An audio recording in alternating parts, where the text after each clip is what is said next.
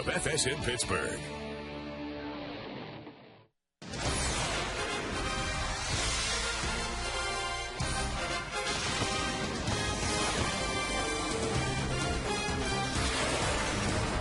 Tonight from PNC Park in Pittsburgh, the Pirates host the Florida Marlins in Game 3 of the 4-game series.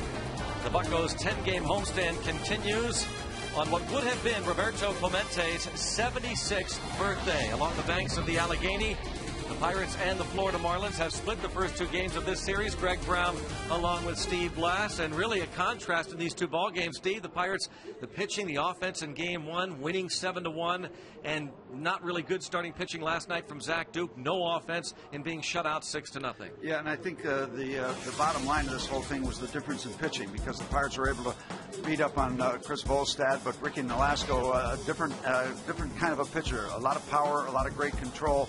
He's having a great year, so you see the difference, and it's not going to get much easier tonight when you think about Josh Johnson coming along, but there's a comparison of the first 2. And this guy, I mean, he is an absolute stud. When he's on his game, he is just overpowering. He's big enough, and he's got a big arm, and he's got a big game. Now, he struggled a little bit recently.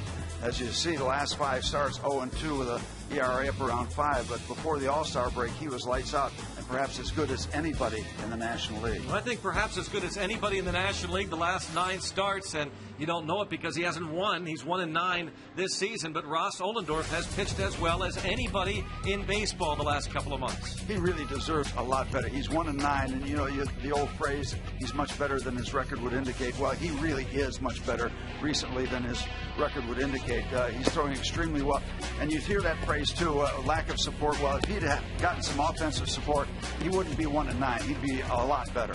And again, his ERA of 2.19 over his last 9 starts. Hey, the future is here. Stetson Allie, the Pirates' 2nd-round pick, officially introduced to the media. We'll talk to the new member of the Pirates organization coming up during the game.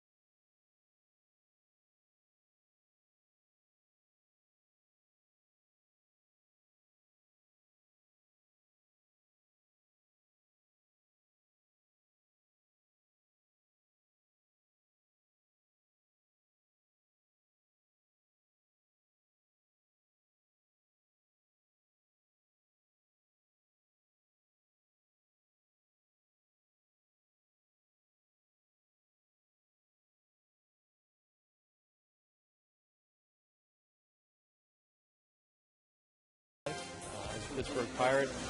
Big news, big doings today as the Pirates introduced their second-round pick and one of the top prospects in all of baseball, and now considered probably the number 2, very close number 2 prospect in the Pirates organization, as the Pirates will also introduce Jameson Taillon tomorrow. But there you see Stetson Allie, his girlfriend, his parents in from the Cleveland area, making the rounds, getting a chance now to see what he hopes will be his new home in just a couple of years. A very confident young man, power right-handed pitcher. All fouled out of play by Hanley Ramirez. We will talk to Stetson Allie. He'll join us in the booth in a few innings. Ross Ohlendorf's numbers. 20th start, and he has been very good. That 1-9 could very easily be what, maybe 5-4, something like that. 5-5. No run support, but he's pitched very, very well recently. As you said in the open, Greg, maybe nobody better in recent starts. More than 7 or 8 starts in the National League recently. Not much to show for it, unfortunately. But not to be discouraged. Keep on trucking. The wins will come. You keep pitching like that. He will not be discouraged. That's a great point, Steve. Yeah, he won't be. He's not made up that way. Strikeout, and Ramirez will just walk back to the dugout, allow the catcher Doma to tag him. The rest of the Florida Marlins lineup brought to you by Toyota moving forward. Logan Morrison will be coming to the plate. Gabby Sanchez hits third. Then Dan Ugler, the cleanup man. Mike Stanton, current road trip, having a great trip. And the defending National League Player of the Week. Cody Ross at center. Chad Tracy at third, with Ronnie Polino and Josh Johnson rounding out the starting 9. Here is left-hand hitter Logan Morrison. And he takes a strike. Ross making his 3rd career start against the Fish. He's 1-1.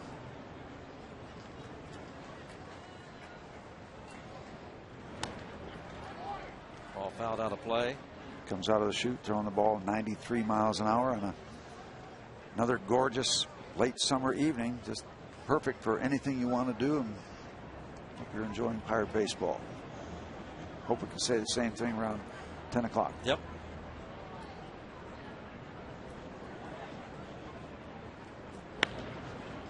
Fly ball toward right. Millage. 2 up, 2 down for Ohlendorf.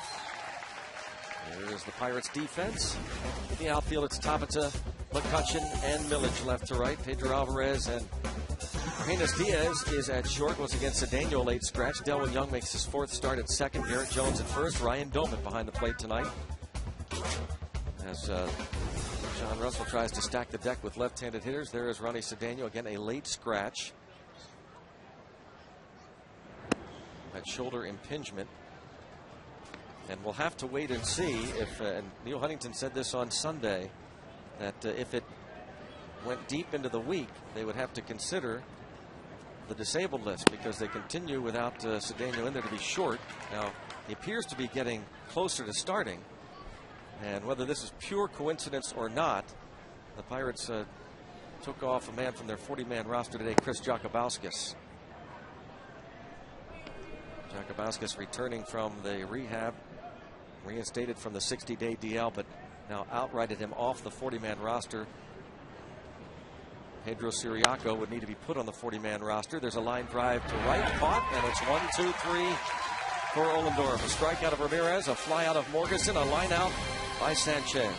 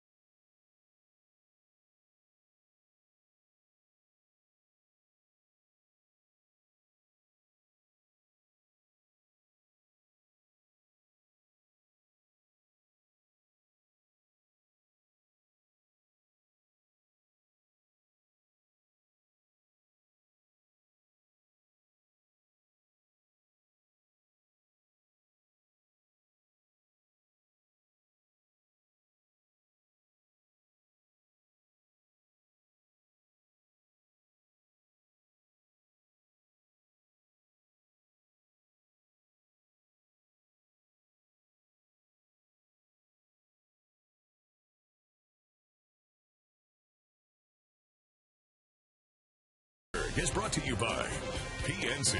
PNC for the achiever in us all. By Barrel Automotive. Barrel.com. Definitely worth the click. By your Toyota dealer, where quality, dependability, and good MPG all come standard. Toyota, moving forward. And by your Western PA Honda dealer. Head to the bottom of the first inning.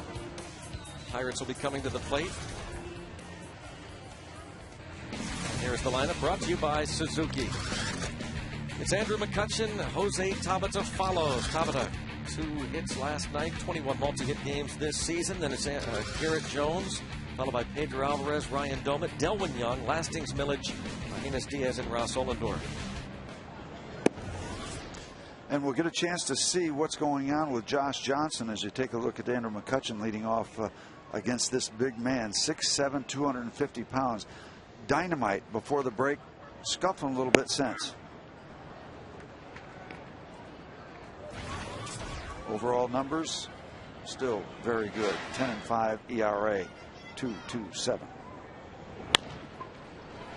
Shortstop Ramirez gets McCutchen. And the rest of the Florida Marlins defensively. Cody Ross in center. He's flanked by Logan Morrison and Mike Stanton. The corners on the infield. Tracy and Sanchez. Hanley Ramirez. Dan Ugla up the middle. Ronnie Polino behind the plate for Josh Johnson. Gave up 6 runs to the Cincinnati Reds last start, and when a guy who's trucking along like he has been and has that kind of game, well, you start to wonder, is he hurt a little bit or is there something off mechanically? We don't hear anything definitive, although I think you mentioned Randy St. Clair said there might be a little tweak they need to do, a little adjustment where he has slipped a little in a particular area. Pitching coach Randy St. Clair. He has been dynamite, even with the recent struggles. Ranked among the National League leaders in ERA, night ERA, control numbers, strikeouts per 9 innings, and opponent's batting average up among the leaders.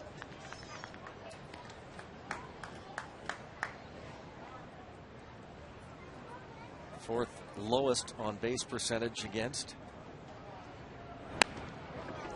It's rifled into the seats just above the dugout. And Chad Tracy is playing third base tonight, but last night he hit the deck.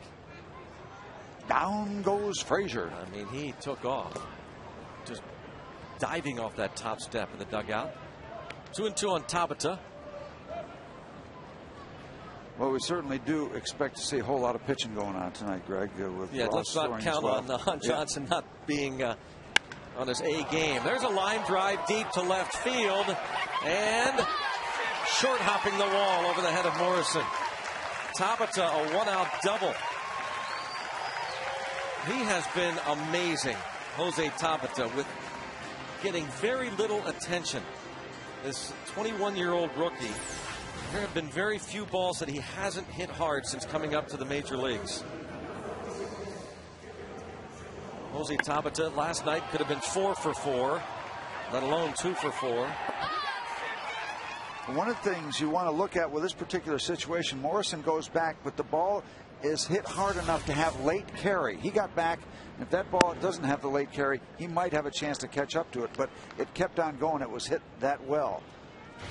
I don't know if you can define early carry or late carry, but that ball never really gave up much velocity heading out to the warning track. Jose Tabata turned 22 6 days ago, and he has just carried himself like he's been around the big leagues for years. He's hit safely now in 22 of his last 27 games. Hitting well over 300 during that stretch.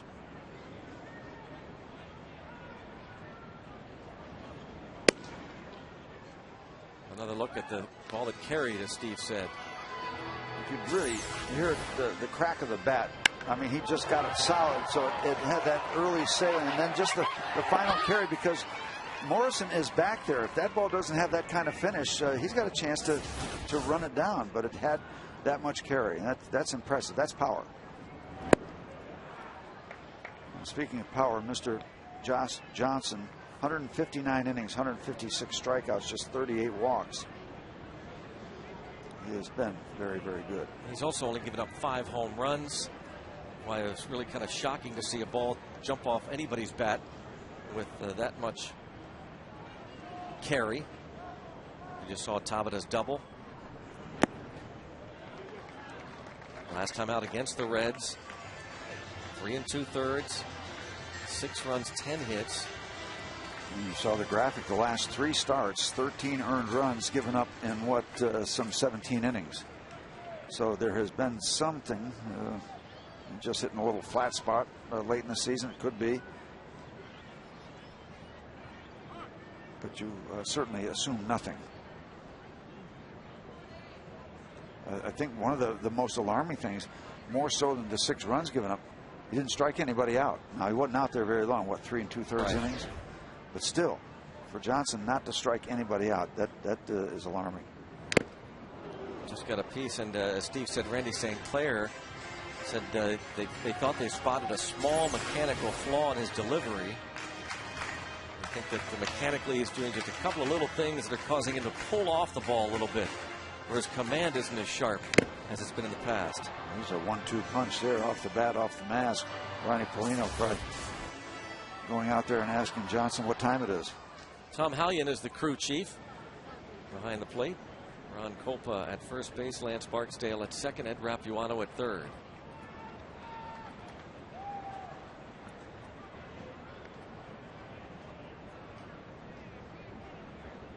Still 3 2 on Garrett Jones with Tabata at second, 1 away.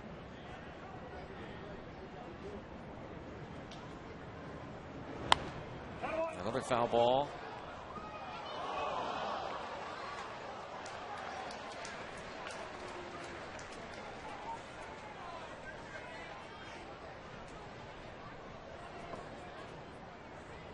Jones with 68 runs batted in.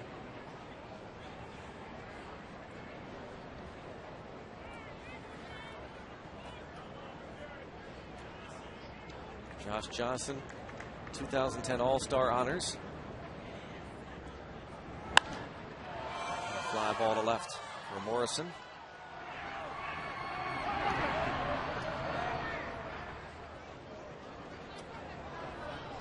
Two outs. Josh Johnson will now face Pedro Alvarez.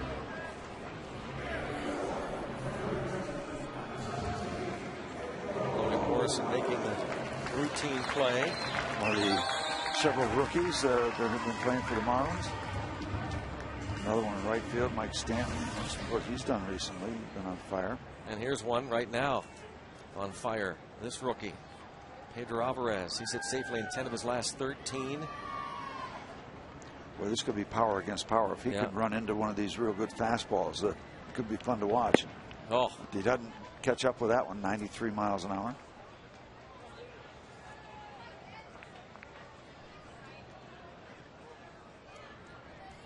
Johnson's 8.8 strikeouts per 9 innings.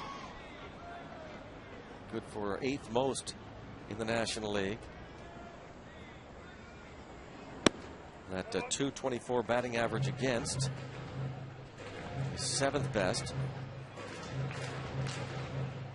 And those sparkling numbers you're talking about have been diminished in the last several starts. I mean, they were even more striking and more impressive before this last little handful of starts.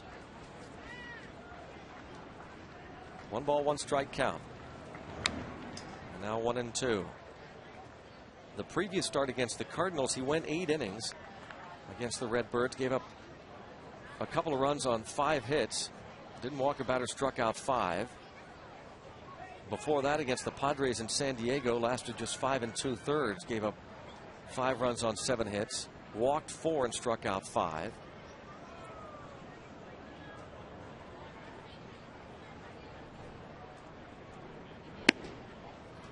Two balls, 2 strikes on Alvarez. You know, I've not seen Josh Johnson. I can't say it, but I've not seen Johnson pitch. Just one previous start against the Pirates.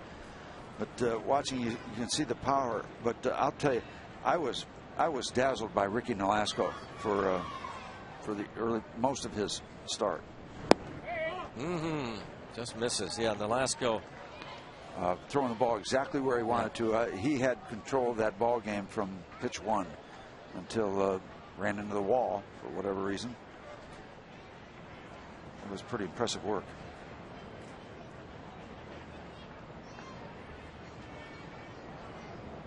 Three and 2.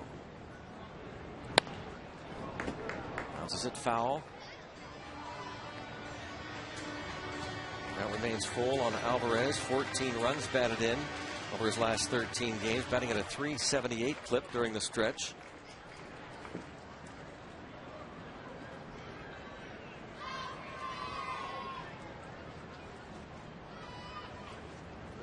Tabata, the one-out double, still at second.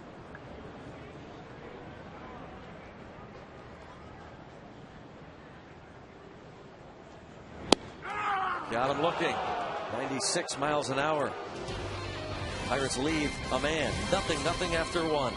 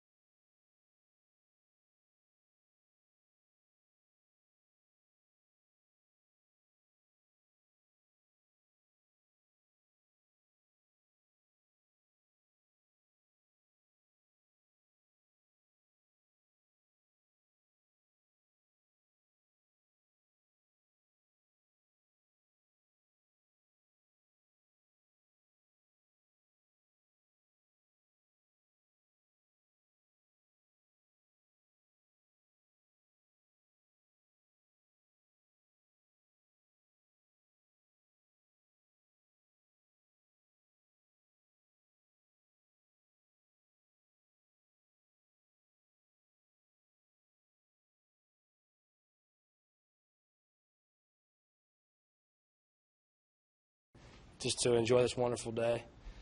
And I want to thank the Pirates for, giving me the opportunity to play professional baseball. Something that was my dream since I was a little kid. Stetson Allie signed officially today, and he'll join us in the top of the 4th inning to talk about what this past week has been like, and really this summer. There he is. He is so anxious to get playing again. Join the state college team, he says, but won't be pitching. Working out with the club. We'll talk to him about it.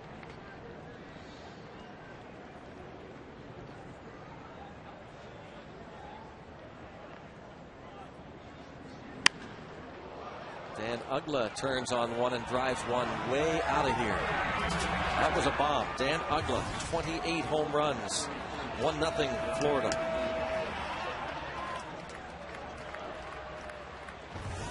Wasn't much question about that one. Uggla's 5th hit in the series in 8 at-bats. A long way to the short part of the ballpark. That's right in the wheelhouse. Up and in and out of here.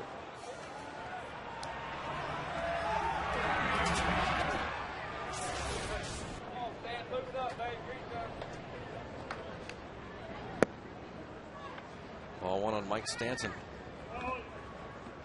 Uggla now with 28 homers. It's the 12th allowed by Ohlendorf on the year. I wonder if they've ever done a study on how many strikes, how many balls are thrown the next pitch after a home run. I bet there's a few more balls thrown than strikes. Get your attention. Breaking ball over for a strike. 1-2 on Stanton.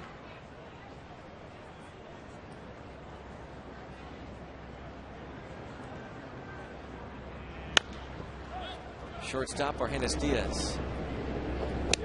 Yeah, he's there. One out. Caught a little flyer on that throw toward home plate.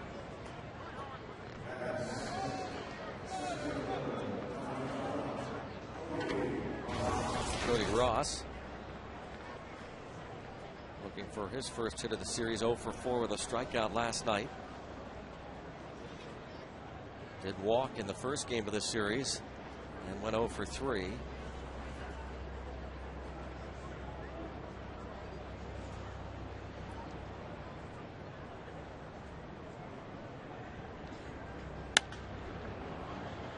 Lifted foul and out of play off to the right by Ross.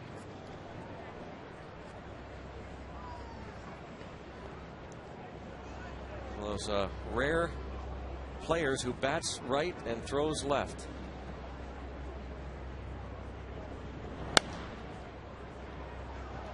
Ryan Ludwig, I think the only other active player to my knowledge who bats right and throws left. Pirates had Brian Hunter for a couple years, former Brave first baseman. Ricky Henderson. Very unusual. Bat right, throw left. 1-2 on Cody Ross.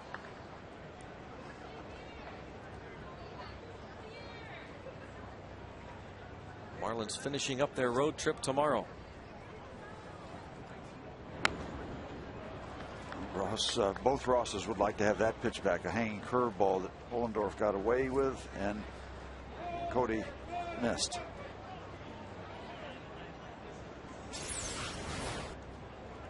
No, give it back to me. Both of them saying that. Both Rosses. Yep. 2 balls, 2 strikes on Cody Ross. The Marlins started their trip in D.C. They swept the Nats in our nation's capital, then went to Cincinnati, were swept by the Reds, and they lost the opening game of this series.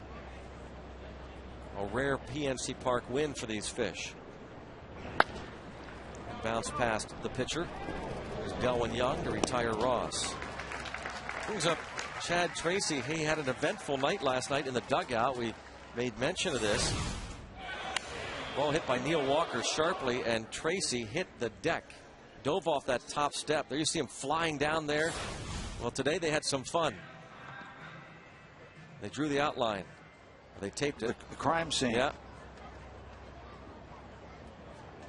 Here's Tracy looking at it. That's great.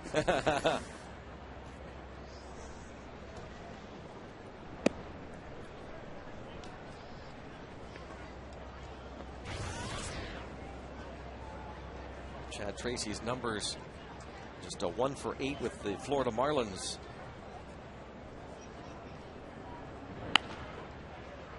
Ball fouled out of play. Signed as a free agent August the 5th.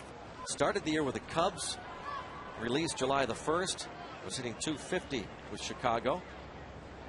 Drove in 5. Signed a minor league deal with the Yankees a week later. And was assigned to AAA.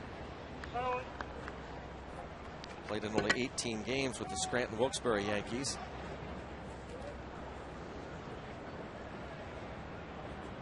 And became a free agent and signed with the Marlins. 7 years in the big leagues. Tracy, fly ball to center. McCutchen is there. Home run, couple of ground balls and a fly ball out. Marlins. Dan Uggla puts his team up 1-0.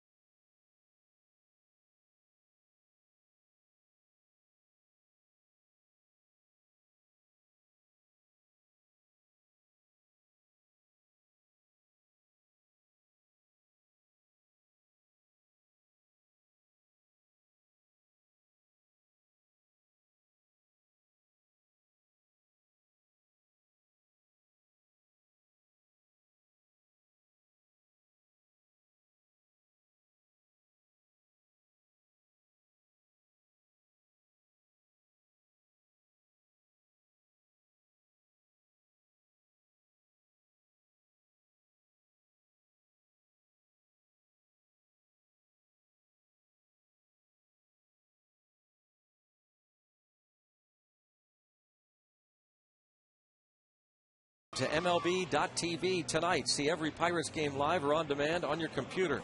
Visit Pirates.com to order. Get more details. MLB.tv, baseball everywhere. Ross Ollendorf back in the dugout. Now Ryan Domit takes strike one. Domit starting behind the plate tonight. His previous three of his previous 5 starts in right field. He's gone hitless his last 3 games, covering 11 at bats.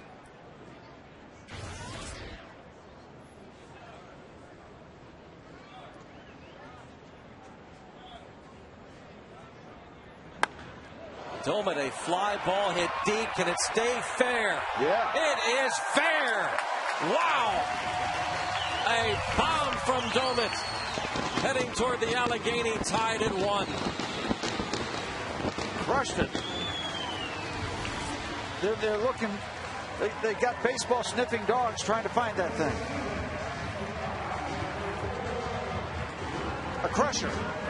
Instant lightning bolt. Out of the ballpark and through the crowd. He really hammered that one. That was maybe the most impressive home run this season at PNC Park. I don't know how many. I don't know if has anyone cleared the seats out there? I don't think so. Weimaraner got it.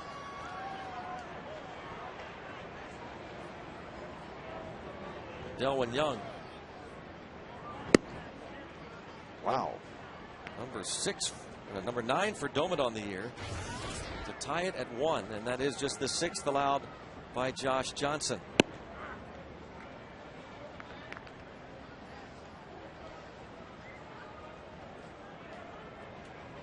Just a matter of whether it was going to stay fair. And it did.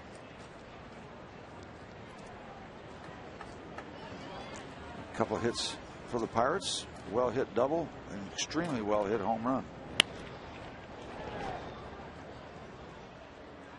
From the splash cam angle.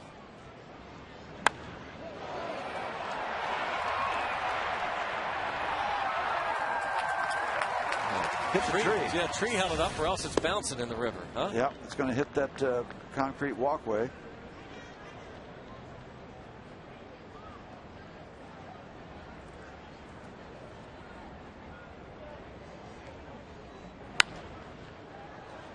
What a challenging season it has been for Ryan Domit. That's got to feel good to him. Just went down and got it. Those left-hand power guys just love to go downstairs and kind of golf that ball, get under it, even though it's down. Got a lot of lift. Broken bat pop-up, shallow center, and Ugla made a great try, but it's a base hit for Delwyn Young. Great effort from Ugla.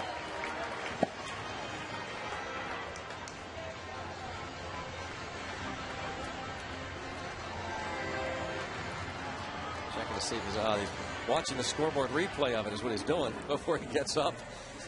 He and Cody Ross said, wait, before you get up, let's just take a look. Yeah, might have knocked the wind out of him a little bit because he went flat out.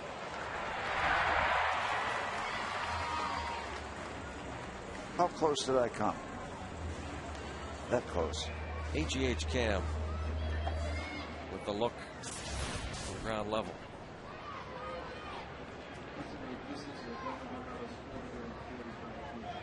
.445, the estimated distance of the Ryan Domit home run. Ugla right there. Double play. Delwyn Young is erased at second. Millage hits into the 4-3 DP. And Safe Auto Insurance reminds you that you are safe at home with Safe Auto, proudly supporting the Obadiah Cole Foundation for prostate cancer screening and awareness. Early detection is the cure. Domit's first home run since July the 10th. And it's a 445-foot blast. Another look.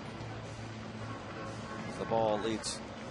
And that's Ugla right there. That's a very anxious second baseman saying, get to me, ball, get to me, so I don't have to take a shot.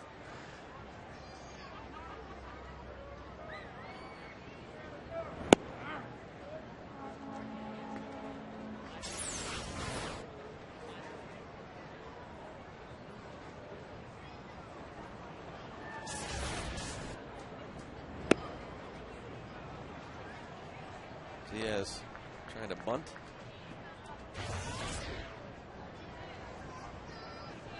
Amos Diaz, 5 for 11 at the major league level this season.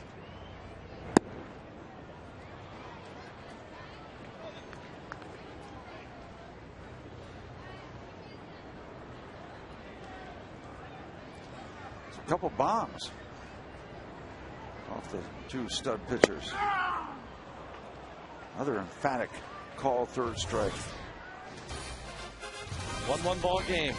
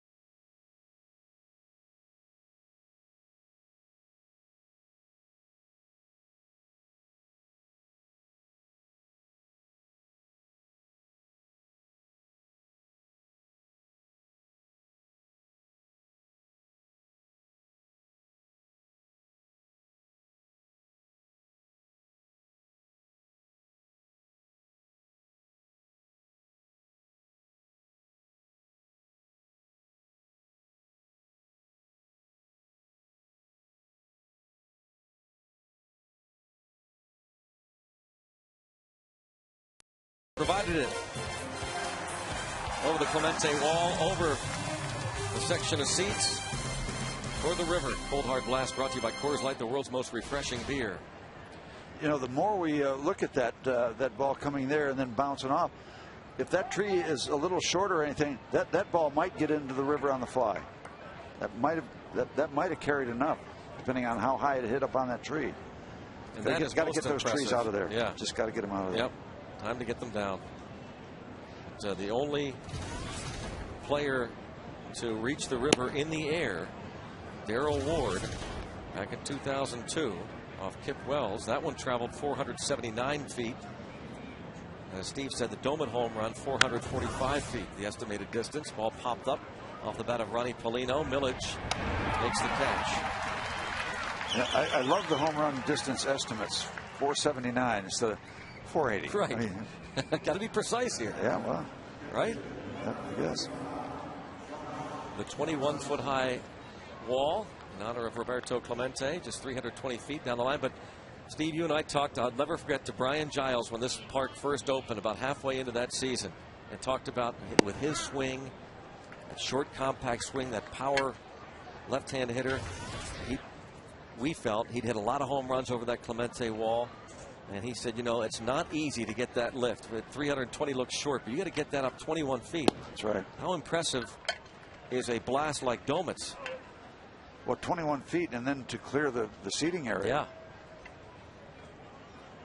It's even higher. Don't take Josh Johnson for granted.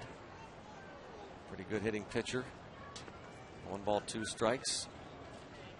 Josh Johnson, his career includes 3 home runs. He is a very, very large man. 6'7", 250. And the guy on the mound's not a piker. He's pretty good size too. We got a couple Clydesdales going.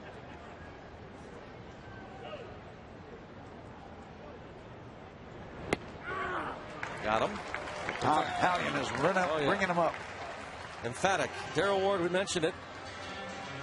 A one-time Pirate, but he did this when he was with the Houston Astros, July 6, 2002.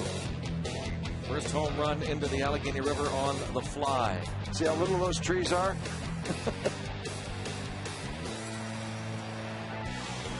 And the splash and the recovery.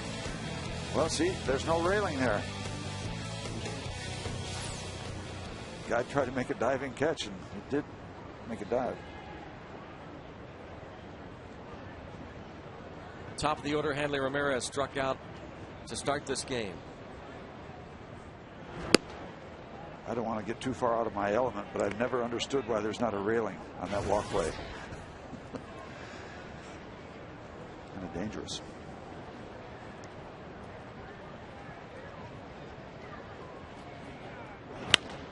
Bouncing ball to the shortstop, Diaz. Nice for Ohlendorf after Goma tied it up to make it a brand new ball game. A 1-2-3 third. Still 1-1.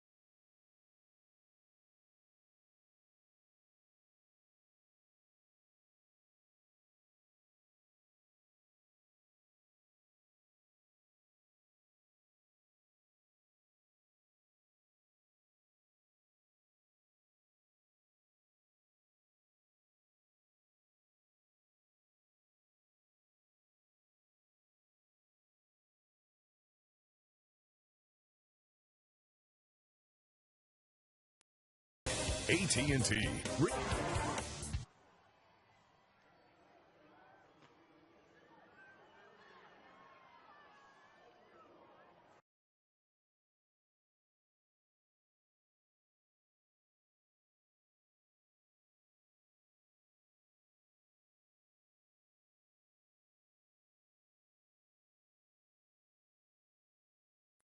Brought to you by AT&T.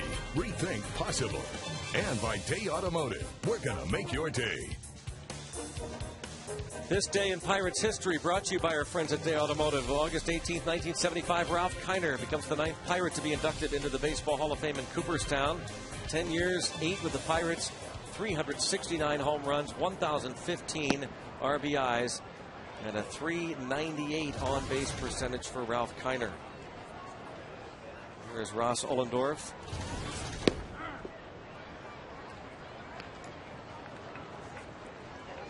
That was memorable on that day. Thank you, by the way, Day Automotive, August 18th, 1975, for that great moment in Pirates history. It was great when Pirates brought Ralph Kiner back to have his number retired at Three Rivers Stadium. Swing and a miss. The number 4 retired in 1987. And speaking of Hall of Famers, Roberto Clemente's birthday, we mentioned that today would have been his 76th birthday. Part of the Hall of Fame class of 1973. And boy, all the amazing numbers. He can play a little bit. Yeah, I guess so. Huh? It's fun to watch. The great one. Somebody told me one time he just couldn't take his eyes off him when he's on the field. It's just fun to watch. Born on this day in 1934, Carolina, Puerto Rico.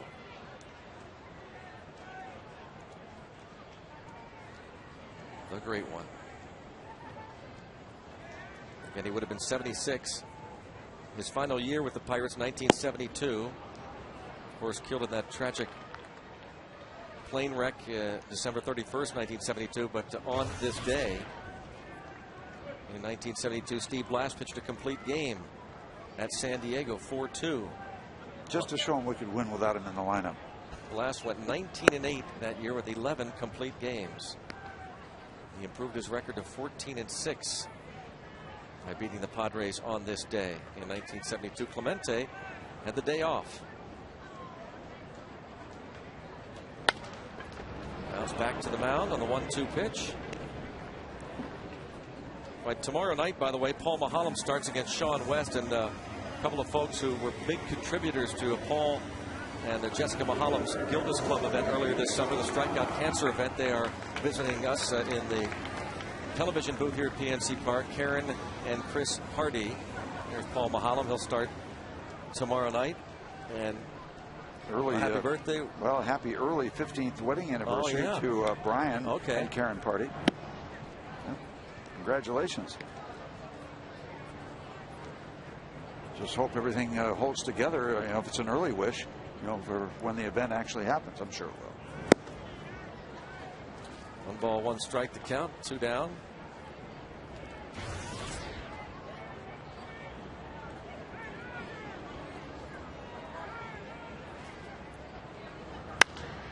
Another solid shot to center.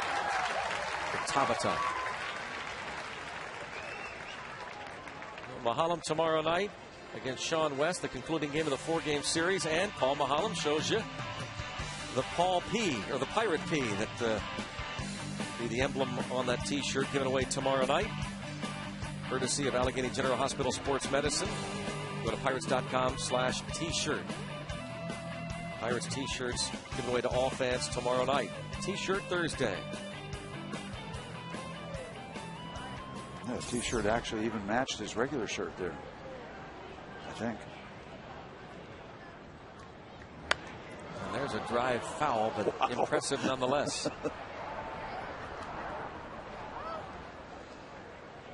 A loud foul ball.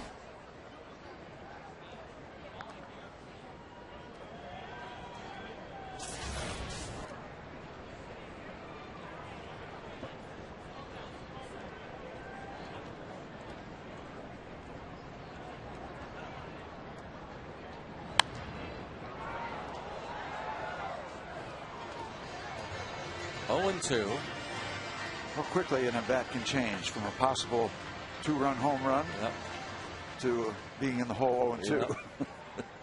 Whole different feel, whole different look.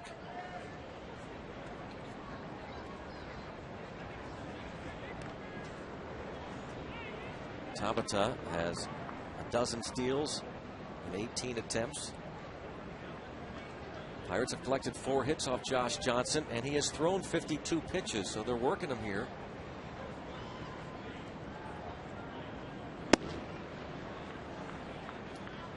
A 1 ball, 2 strike count on Garrett Jones.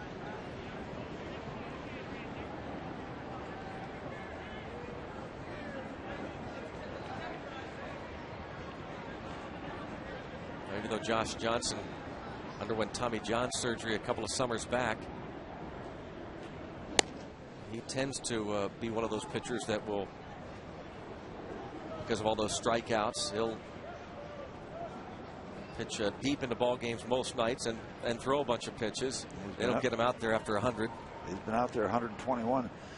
I guess the surgery was a success. There goes Tabata. Ball misses, and the throw is on target by Polino as Hanley Ramirez applies the tag. Tabata caught stealing. Still a 1-1 game.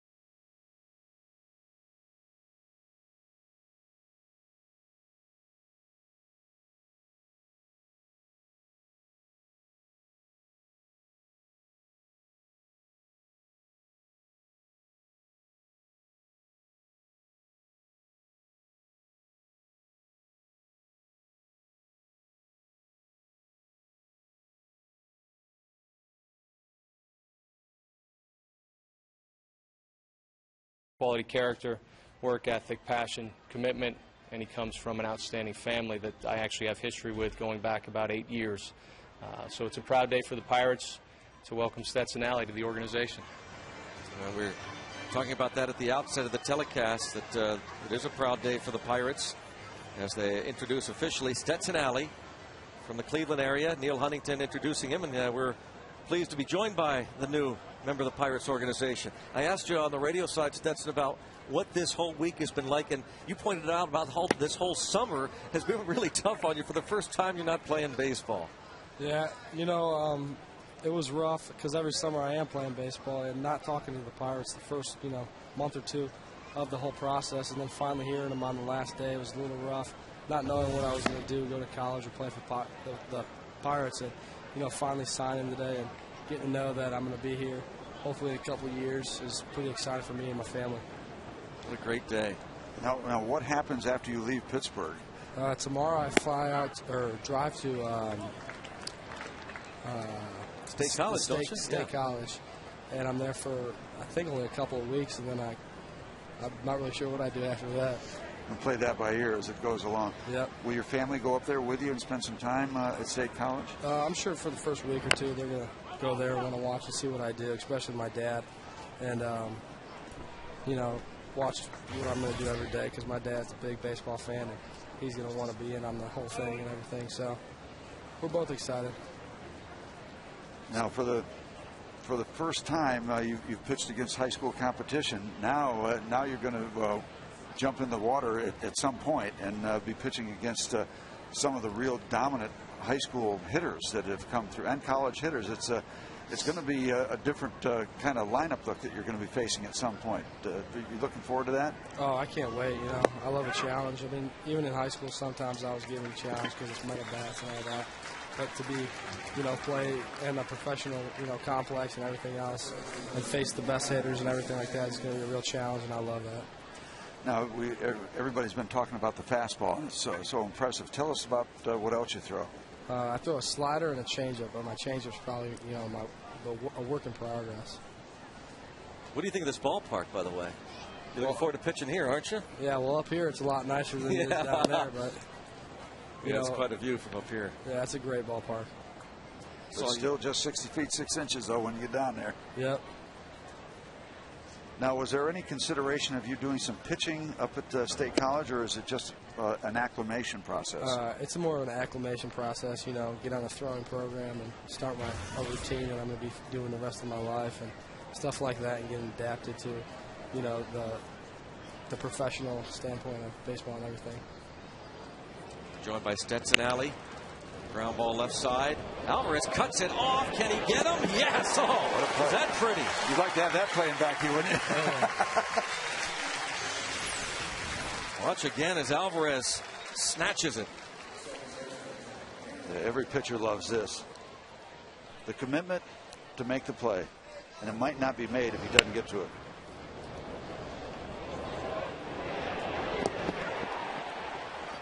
Look at the AGH cam from ground level. And a 360 spin. Now Dan Ugla, who hit the home run in the 4th inning.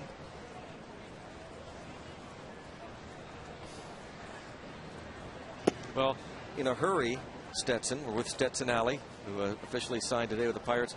You found out the Pirate fans know who you are, huh? They're getting the autographs, right? Before the game. Pretty exciting. It was real fun. Now, tell the truth. Now, did you ever practice your autograph? Not on a baseball. Okay, we used to do that a lot. Mine looks like chicken scratch on a baseball. Well, you're mid-season form then, because a lot of the autographs by the big leaguers look like that. Well, a lot of fun to be here, Stetson, to meet, to see the ballpark, to meet all the folks, to have your parents here. They're here at the ball game. They were at the press conference. And looked like you had maybe your whole neighborhood on hand too. Yeah. What a great time. Yeah, it was awesome. Now I got to ask you this too, because I asked this of every pitcher. You swing the bat all right? I did in high school all right. Yeah. I mean, I kind of gave it up for the professional, but I love swinging it. Let's hope you get a chance to swing the bat real soon. can only imagine how exciting the day is, because I went through that 1,000 years ago. When you finally put your name on that piece of paper, I'm going to do what I've been dreaming about doing for all my life. It's got to be so great. Oh, yeah, it's very exciting for me and my family. Well, the batter is Mike Stanton. Now, will you be going to the instructional league in the fall? Uh-huh. Okay, so then you get your first taste, you get your feet yeah. wet. That's going to be a long wait for you, isn't it? Yeah, I'm excited. You get a chance to meet. Look, you looked like you were talking to Evan Meek for a while in the dugout. You talked to some of the guys? Yeah, they came up and introduced me, and kind of made me feel comfortable and everything. They're real good guys, and I'm excited to be part of this organization and everything. I'll tell you, it's been a lot of fun kind of watching who the Pirates might draft, and they really rolled the dice, Stetson, because for people who don't know the story, you were committed to North Carolina and probably scared a lot of teams away, but the Pirates were willing to roll the dice, and I know they're glad they did. And you talked about it today, you're thrilled, even though you grew up, I'm sure, an Indians fan. You're now a Pirate. Oh yeah. One question I think that every young signee has to deal with, the interviewing and the public speaking. That's something that will come. Are you getting a little more comfortable with that the more you do of it? Yeah, in high school it was after games, that's about it, and it was real easy questions. And today I got kind of, a big taste of what everything's like at the media thing, and it was I guess it wasn't that bad. I'll get better. Yeah, well, that's the thing. If I give you any advice, it's just to be patient with it, because the more of it you do, then the more comfortable you're going to become. And it does work that way. The process does work along the way. And the more games you win, the more you practice you'll have to. Ball popped up. Shortstop Argenis Diaz. And Stetson, again, congratulations. We really look forward to seeing you pitching down here. As you say, maybe in a couple years. Earlier today, Stetson Allie wearing that Bucco uniform. Yep, good.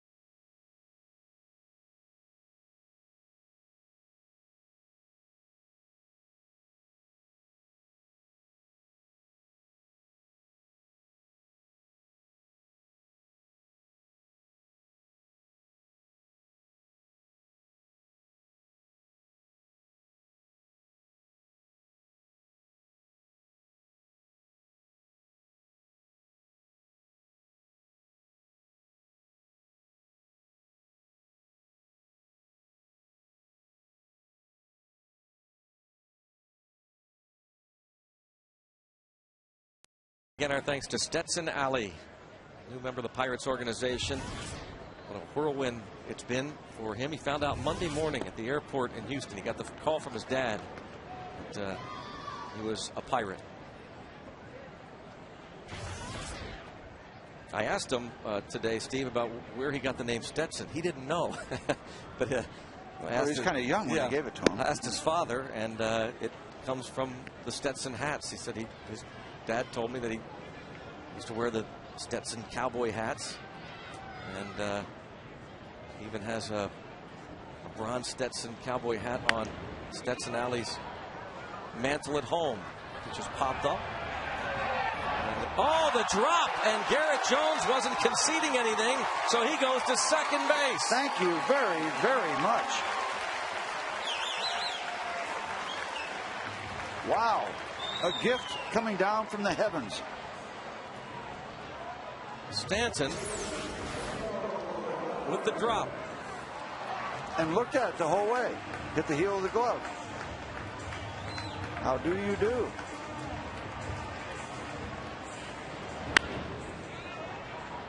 That's just a flat-out old drop.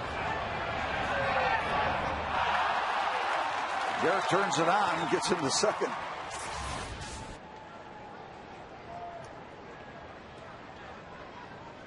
Well, you know what? He's a rookie, and he'll probably drop a few more if he stays around 10 years. But probably nothing easier than that will he drop. Oh, he's having a little discussion with his defense coach himself. Pirates love to take advantage of it. Now Josh Johnson wants to pick up his rookie right fielder.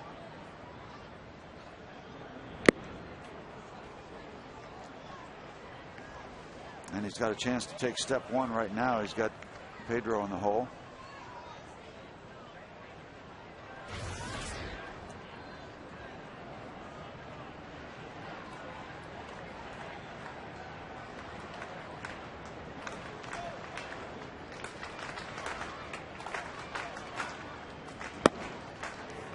Ball and 2 strikes on Pedro Alvarez. Pirates were down 1-0 in the bottom of the second when Ryan Doumit crushed his 9th home run of the season. Alvarez struck out looking in the first.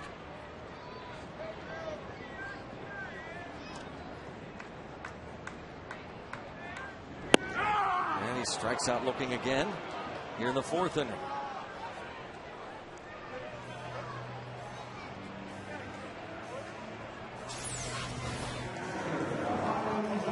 Fastball right there.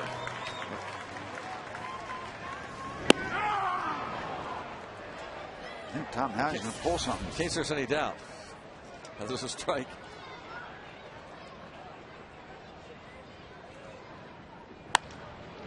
Only grounds to second. Ugla.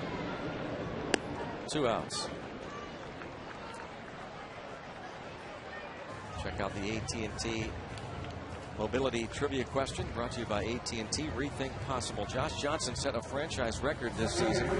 Pre-All-Star ERA of 170. 170. Whose record did he break? Can I guess now? Or do I have to write it down? I think you can do whatever you prefer. I'm going to guess.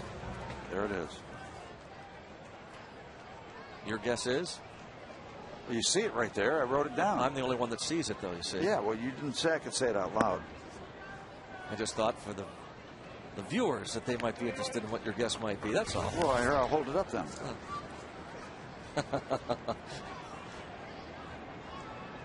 I like your guess.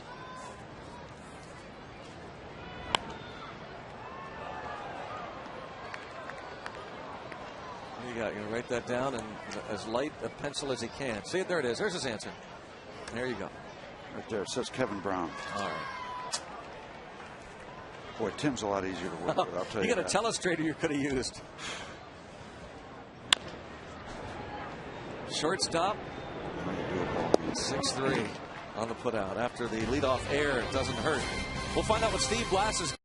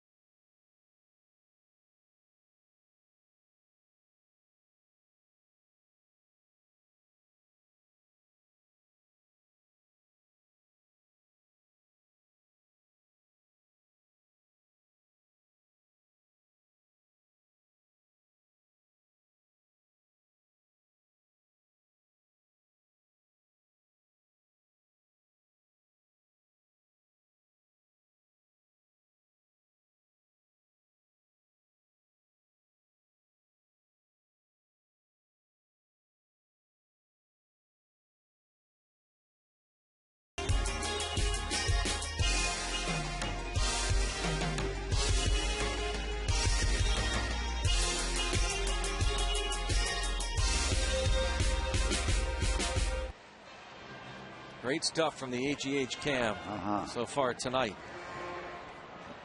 Picturesque power swing of Ryan Doman. Getting the thumbs up from a young Pirates fan. Yep, it all fits. Good stuff.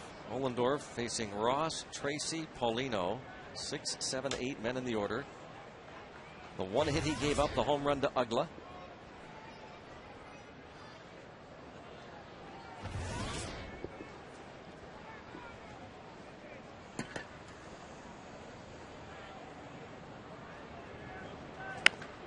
Well, you get the idea early on in this game. We're in the 5th now, so it's not all that early, that there's not going to be a lot of wiggle room in terms of mistakes with these guys pitching like they are. One mistake was made, the drop by Stanton, and his pitcher bailed him out. And you don't always get away with those mistakes in a 1-1 ball game without being hurt. But Johnson got the job done. Hit well toward right center field, and McCutchen came up empty on it. He got there. I think Andrew whiffed on it. It looked like he did. Well, Ross Ohlendorf going to have to do the same thing that Johnson did for one of his outfielders. It looked like Andrew got to it. I wonder if he overran it at all. He got there like he gets to most balls that are hit like this. Yeah, he just came up empty on it.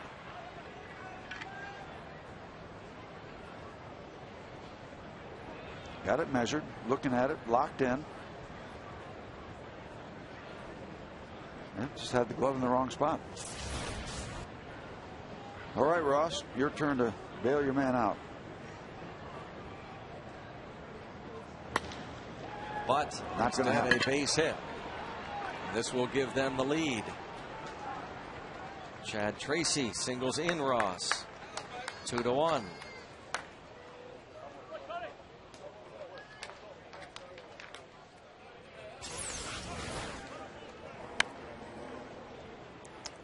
There's the line drive. Andrew is not able to get it. Ross is saying, oh, no, got to go back up. Back up third base. You know, as a pitcher, when you see the ball hit, it's got a chance to be a gap shot, and then you turn around, and then all of a sudden the emotions change. You know you've got a chance to get an out of it, and he'll get an out of that particular kind of ball 99% of the time. Just didn't happen there. So you're in despair, elated, back to despair.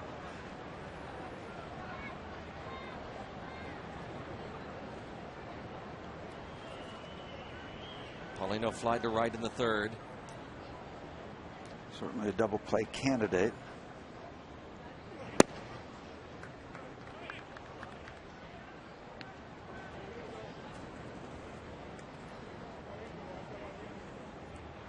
There are various traps that a pitcher can fall into, one of which is you get up a double and a base hit. Now they're on the board, and all of a sudden you start to, I got to throw the ball harder. I got to make pitches more perfect, and that can be somewhat of a trap.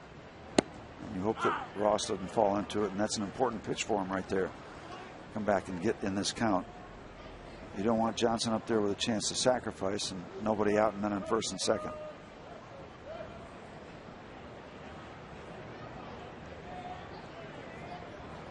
Paulino has hit into 11 double plays. That's 3rd most on the Marlins team. Line drive to center, and McCutchen will make the catch. There, redeemer.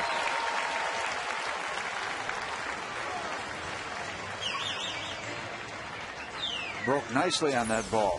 Got the jump off the bat. I didn't think that ball had a chance to be caught.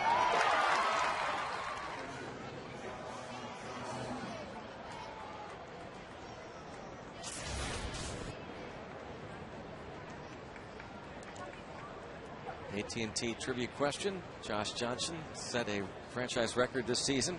Pre-All-Star ERA 170. Whose record did he break? In case you weren't able to read Steve's answer, he said Kevin Brown. And he was right. That's right here. I got it again. Yep. Proof is there. A 189 ERA before the break in 1996. Steve, have you gotten one wrong yet this year is the question. I don't think so. Hot and fuego. Torrid.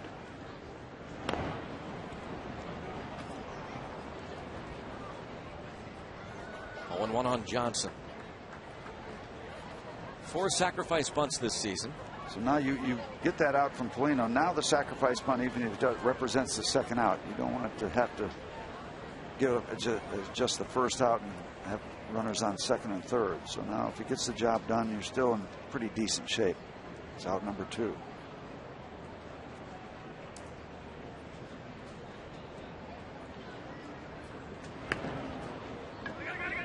Alvarez to first.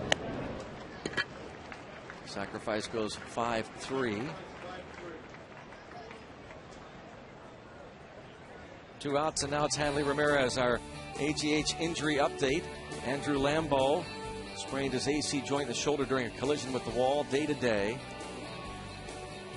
Injury update thanks to our friends at Allegheny General Hospital Sports Medicine, official medical provider of the Pittsburgh Pirates. Lambeau came over from the Dodgers along with J-Mac, James McDonald, in the Octavio Dotel deal.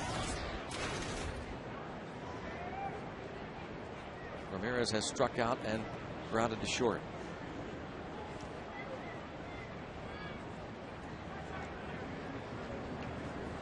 Very dangerous customer, Hanley Ramirez. Last year's batting champion.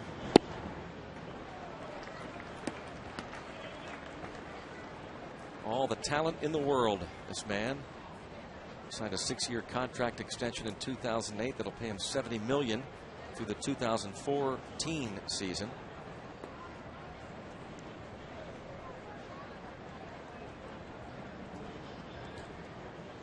Kind of building the ball club around Hanley Ramirez. He's in the whole 0-2. Yep. Real good breaking balls. Wavy kind of swings on strike 1, and now wavy kind of swing on strike 2.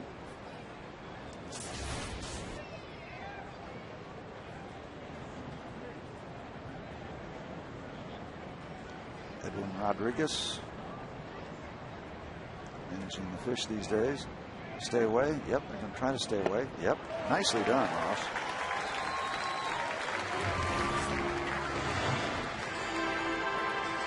The AGH cam as we go to break.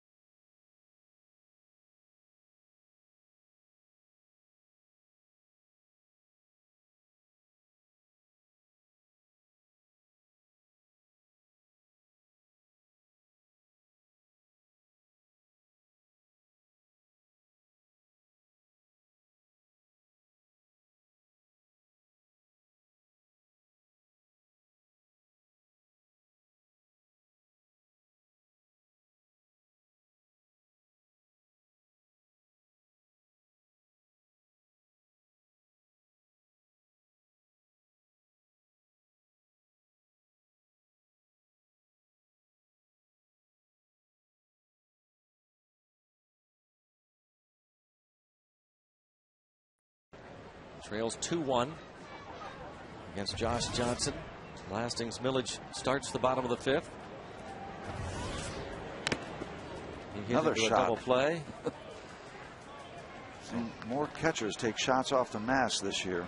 That's the second one tonight for Ronnie Polino. He took a shot earlier.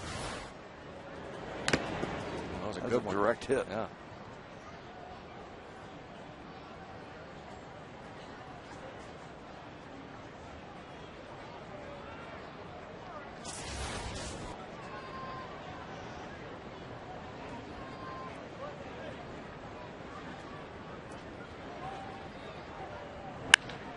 There's a line drive hit hard by Millage. Starts this bottom of the 5th off with a hit.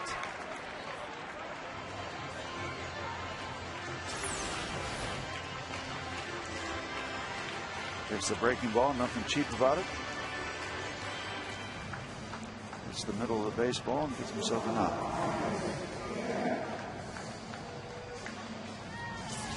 Kind of shaky business out in the outfield tonight. Dropped by Stanton. Andrew missed an opportunity, and that little bobble by Morrison. Not even a full moon yet.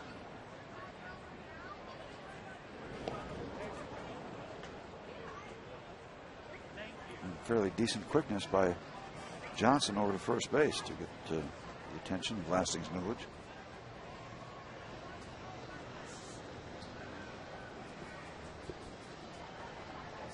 Diaz struck out looking.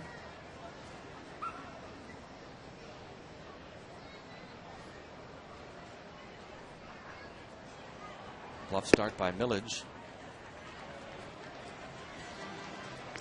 Chad Tracy even with third base bag, and just in case Arrhenis decides to try to lay one down for a base hit.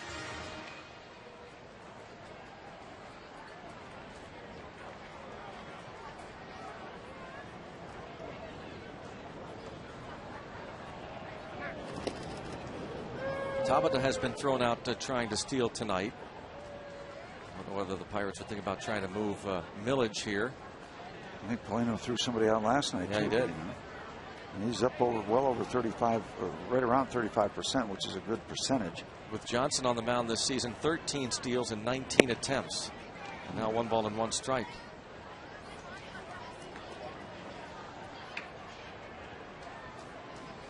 Well, last night, Tabata was thrown out in the first inning, part of a strike him out, throw him out double play. When Neil Walker was caught looking. Neil Walker getting a night off to rest, regroup. As John Russell pointed out, for some of these younger players, not been through a full major league season. The minor league seasons are shorter.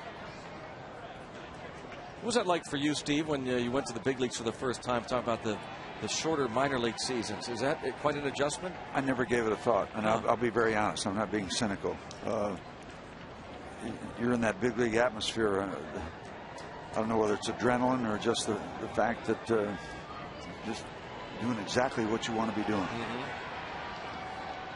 There goes Millage, and it's fouled away. And a good jump by Lastings.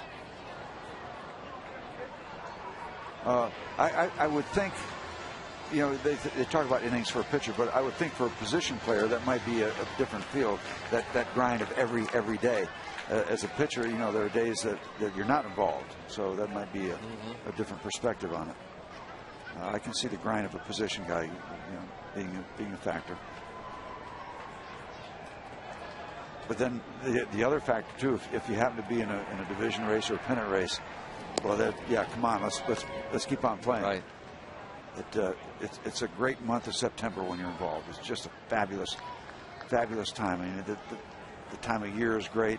You're playing for something. There's something involved. Well, I know you love then all the talk over the last couple of years, and this year it's getting a lot of attention with guys like Phil Hughes maybe being taken out of the rotation for the Yankees, Matt Latos of the Padres as they reach this certain innings pitched. There's a swing and a miss. Diaz goes down on strikes. You must love that, huh? No, but I'll tell you, I heard a rumor today, and it's secondhand, so I shouldn't run it out, but I was so enamored with it that Nolan Ryan was going to stop the pitch count in the Rangers organization.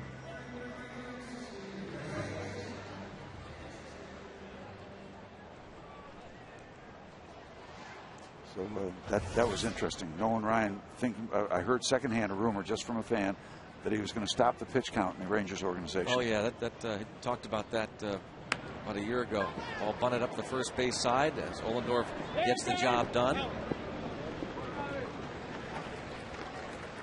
First base unassisted. Talking about the minor leagues, the easytouse.com minor league connection, the Pirates organization. Check out what's happening at Toledo, the Mud Hens, AAA affiliate of the Detroit Tigers. We talked about Pedro Siriaco, 2 for 3 and a stolen base. Indy leads 3-0. Siriaco came over from the Diamondbacks along with Chris Snyder. Jeff Locke, 5 shutout innings tonight for Altoona in the 6th. Starling Marte, 1 for 2 as Bradenton leads at Jupiter, Florida, 5-0 in the 4th.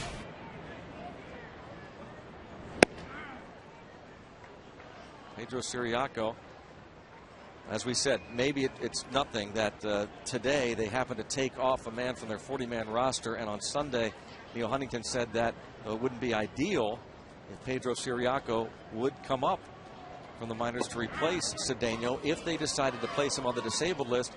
Not ideal, but maybe for a couple of weeks.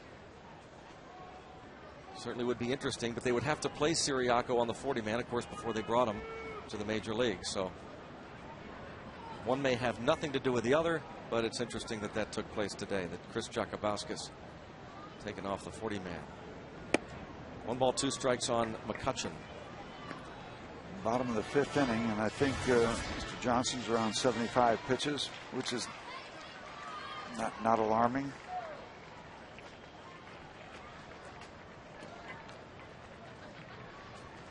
Unless you're his pitching coach, counting them, and they are.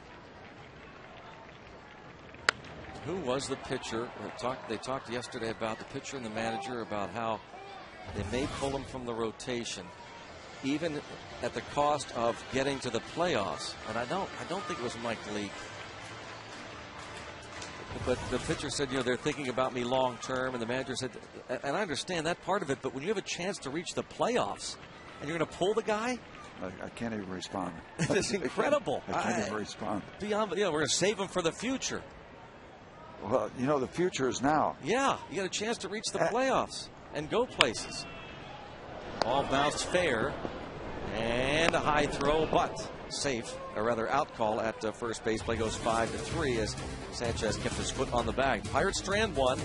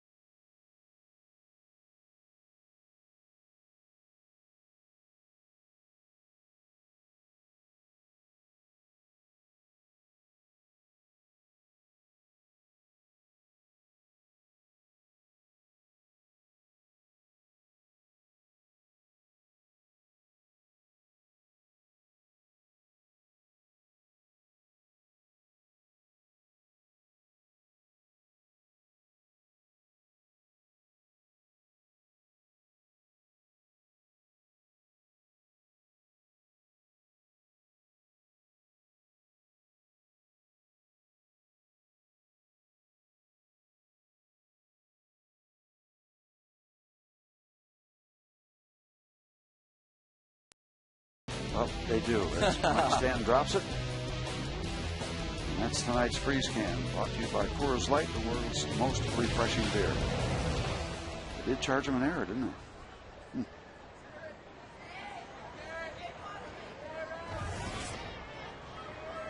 Important for Ross Ohlendorf to keep them right there. 2-1 ball game. Johnson's looking very strong, but Ross has been pitching well also. 2-1.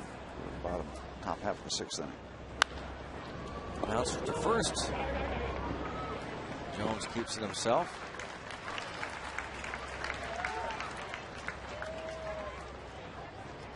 Talking about this series being a series that pits a handful of fine young stars against each other, including Gabby Sanchez, our Barrel.com league leaders among rookies. RBIs, Gabby Sanchez 55. Barrel.com definitely worth the click. will receive some Rookie of the Year consideration.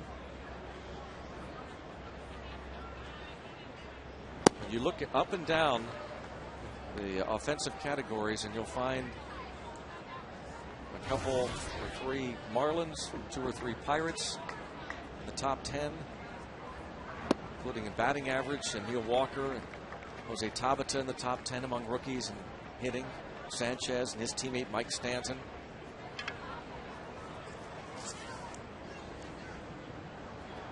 Pedro Alvarez in the top 10 in home runs among rookies. Think about the young up-and-coming stars in this league. This is a series to watch. Tabata.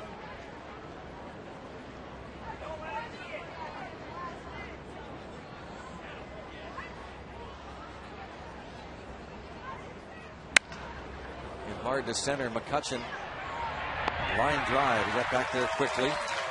Sanchez has lined out twice now in this ball game. And that ball hit right on the button, right at Andrew.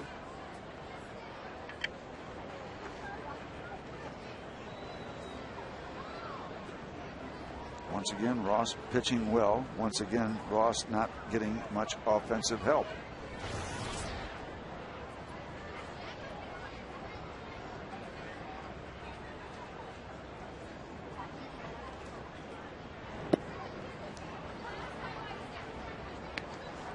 Ugla hit the home run to lead off the second.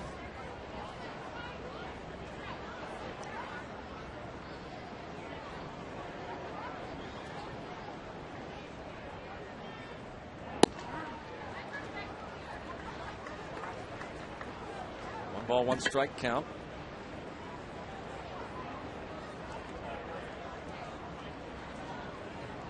Two runs, 3 hits allowed.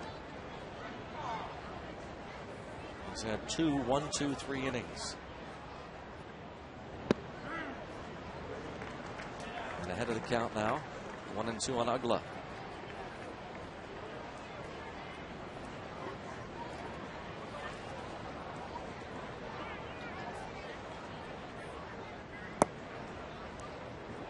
Pretty good discipline to lay off a decent looking breaking ball when you're behind in the count 1-2.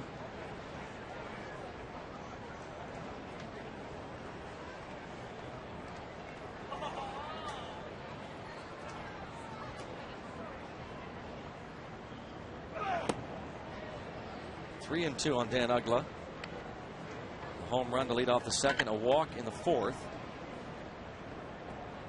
I think I heard Ross really grunt on that fastball, trying to get a little extra. Looked like it took him out of his rhythm a little bit. Looked a little bit awkward. Fly ball to McCutchen, nearing the wall, and just enough room. 6 strong innings for Oldendorf. Head to the bottom half.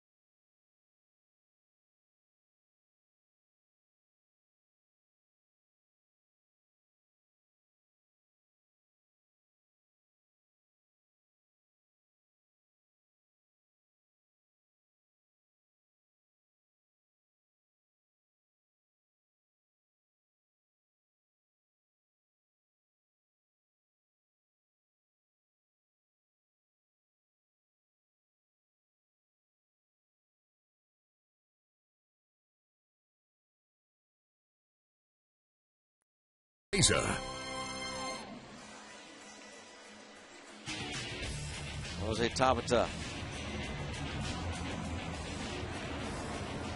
leads off for the Bucks here.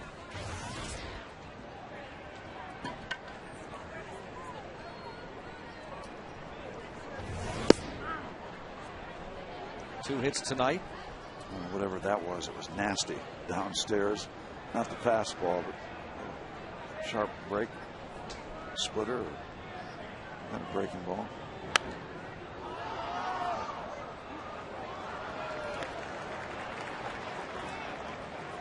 And 2 on Tabata. Thanks to Jose, the Pirates are out hitting the Marlins 5-3, but they trail 2-1.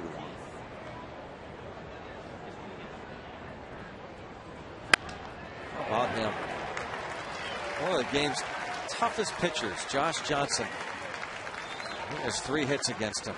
Not only that, but 0-2 count. Just shortens up. Let's see. Early action from Jose. First inning double. This third inning single. And this 2-strike single to right. 0-2. All 3 balls hit on the line. It might take one swing of the bat to turn this score upside down and see if that might be enough. That would have been fun if it was fair, but if it was fair, Sanchez would have had it.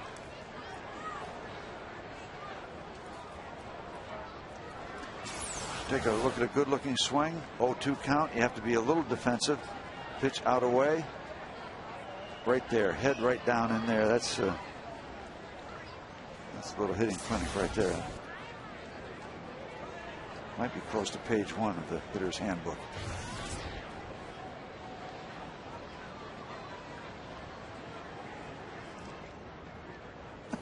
'73 hits for Tabata. 242 at bats. Well, I tell you, that camera is fun when you look at your guys hitting the ball. Good looking swings. It is fun to watch.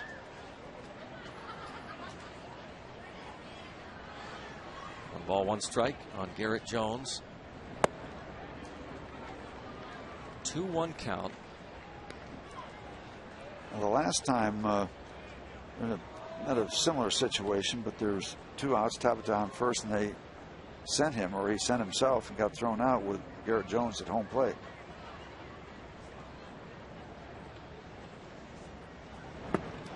Chased. 2-2. Chalk this one up to Johnson.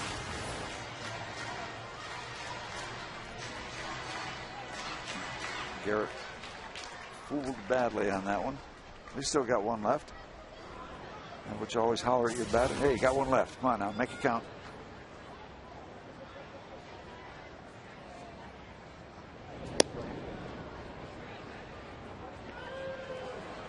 Two balls, 2 strikes. Get the fly ball to right field that Stanton dropped leading off the 4th. Well, there was a good chance. Man on second, nobody out. The Pirates could not get him around, could not get a ball out of the infield after that dropped fly ball. There goes the runner. It's right there. Oh, my goodness. Would have been a base hit, but they sent the runner, and that's the risk you take. The easiest of double plays. That's just bad luck, because that's runners on first and second with nobody out instead of 2 outs and nobody on.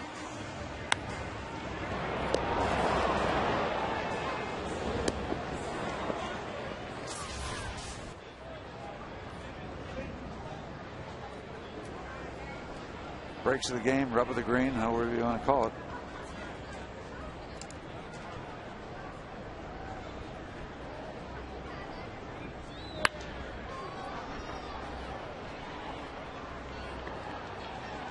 Alvarez has twice struck out looking. Last night, 2 out of 4. So they got himself a foul ball. Alvarez was 2 for 4 against the Fish with 3 RBIs the opening game of the series. And now a 1-1 count.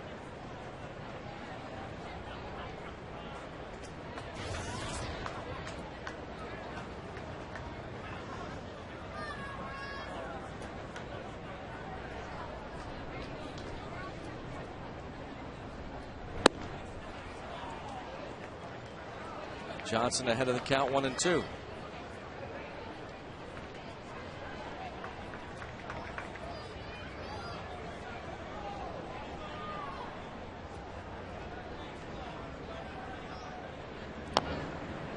Little tapper in fair territory. Paulino throws to first, and the Bucks are retired in the bottom of the 6th inning. Still down 2-1 onto the 7th.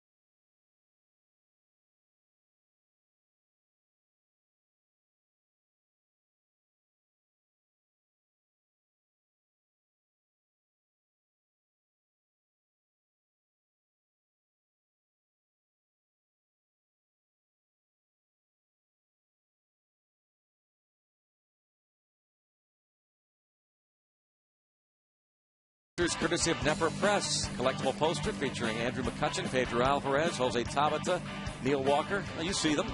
For tickets, visit Pirates.com. The 2010 team poster Friday night. Pirates and Mets. Only trip in for the Metropolitans. Talk about a team with troubles, huh? Those Mets. Add the Cubs to that list. Big article in USA Today about the struggles, trials, and problems for the Chicago Cubs. Both starters doing very well.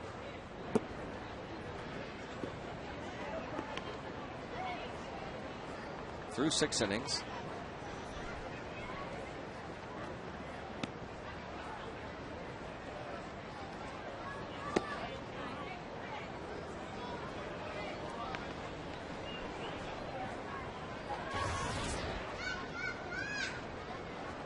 On trucking, Ross. Still time for the Bucko bats to break through.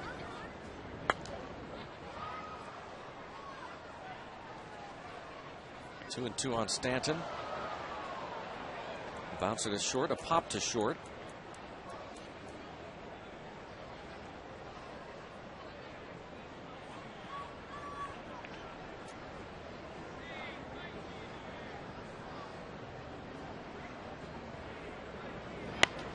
Another foul ball. Good to see that the surgery didn't slow Buzz Gradek down at all, huh? Takes care of things up here in the press box for us. Buzz. Yep. Thumb surgery. One of the press box attendants.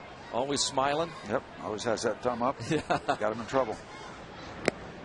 Foul tip into the mitt of the catcher, Doman, for a strikeout of Stanton. Number 5 for Ross. 1 up and 1 down for Ohlendorf.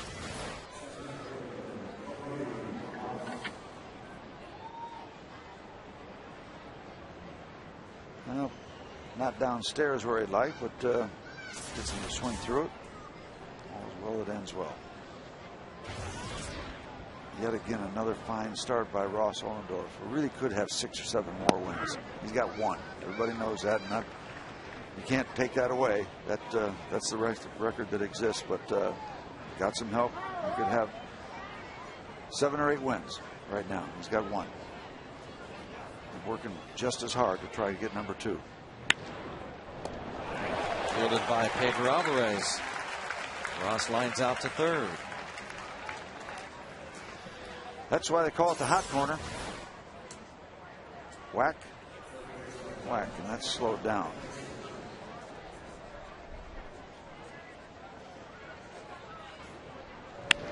This Ross isn't real happy. The other one is.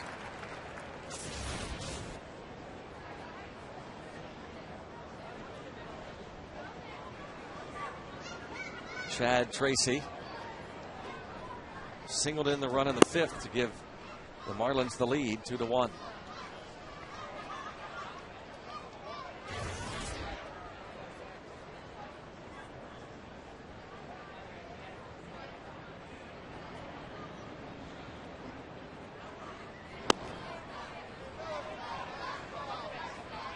Count goes to 2-0.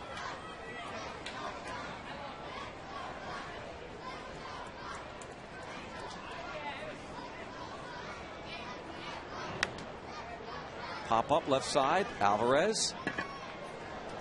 And a 1-2-3 inning for Oldendorf. He has pitched 7 innings now, allowing just the 2 runs on 3 hits. Bucks need to get him a couple of runs.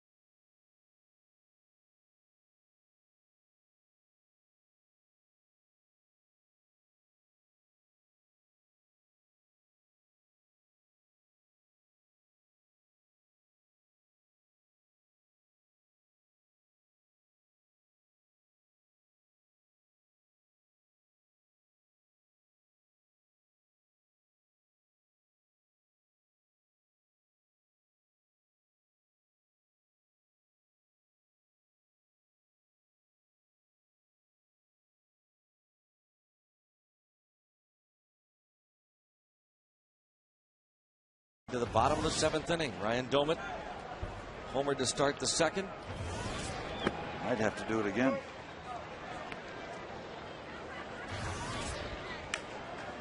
Cleared the seats beyond the right field wall. And a pop up on the infield. Our glove calls for it.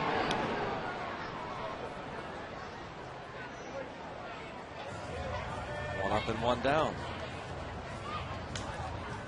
Pirates have had at least a base runner in each of the first 6 innings against Johnson. So it hasn't been real easy for him, even though he's given up just the 1 run. A 1-out double by Tabata in the first. Johnson got the next 2 men. After the Doman homer, Delwyn Young singled, but he was erased on a double play. He's scheduled to be the 2nd batter in the 8th inning. He's thrown 90 pitches. Nothing happened in the bullpen, and that's what you would figure right now, the way he's working against the Pirates, just having given up 1 run.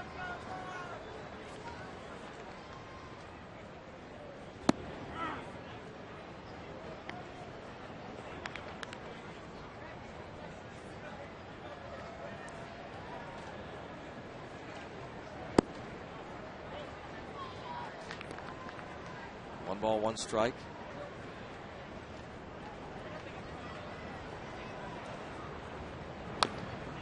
One of the things that's really helped Johnson tonight, he's not walked anybody. And that's always a good thing if you want to go deep into the ball game. He struck out 5.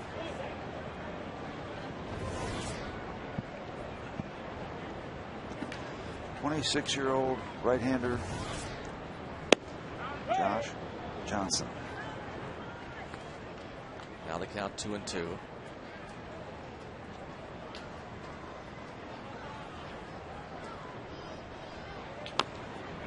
It stays 2 balls and 2 strikes. Doesn't make.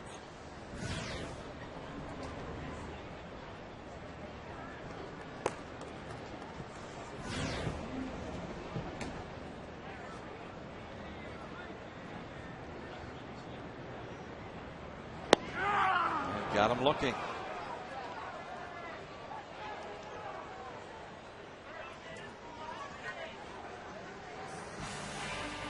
Going Young not happy. Well, he's happy. Lastings Millage wearing that Pittsburgh Crawford's cap that will be given away on Saturday as the Pirates host the Mets, Game 2 of the series. Courtesy of Highmark Blue Cross Blue Shield. Come early. African American Heritage Celebration on Federal Street before the game. Live music, food, festivities. For tickets, visit pirates.com. Those Pittsburgh Crawford's caps given away to all fans on Saturday night.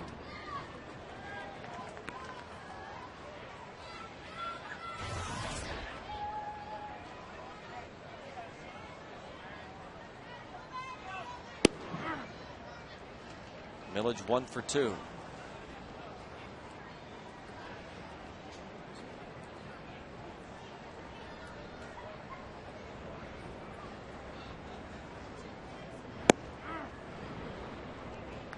Now in the hole, 1-2.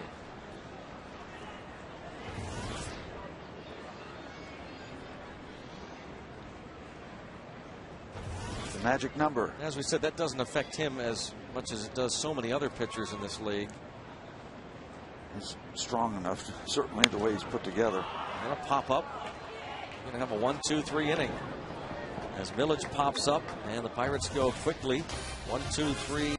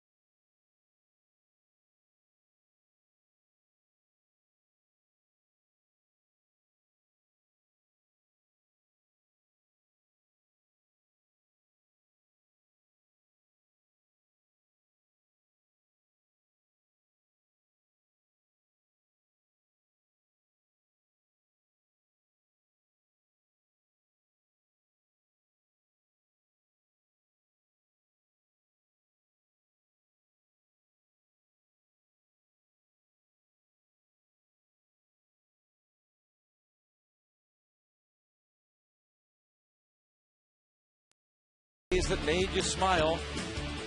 Ross Ollendorf just dealing.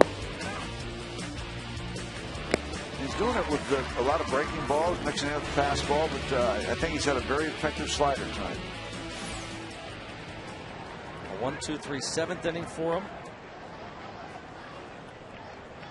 And really a slightly tainted run in that 5th inning because McCutchen used his great speed to get into that gap on the ball hit by Cody Ross to lead off the 5th, but he whiffed on it. Otherwise, that's an out, and Ollendorf doesn't give up that go-ahead run in the 5th. And you're looking at a 1-1 ball game with 2 solo home runs. And that's a fair ball just over the glove of Alvarez, so Ronnie Tolino coast into second base with a leadoff double. That's huge. That's huge because you're down at the bottom part of the batting order with the 8th spot and the 9th spot, and you know Johnson's going to hit. But it all turns around with a leadoff double instead of Johnson coming up with 1 out, nobody on. It's a different situation. Just out of the reach of Pedro. And now the conference with Joe Espada, the third base coach. A lot of options open for the Marlins. Pedro Alvarez wants to talk to Ohlendorf about what they're going to be doing if that bunt comes down the third baseline.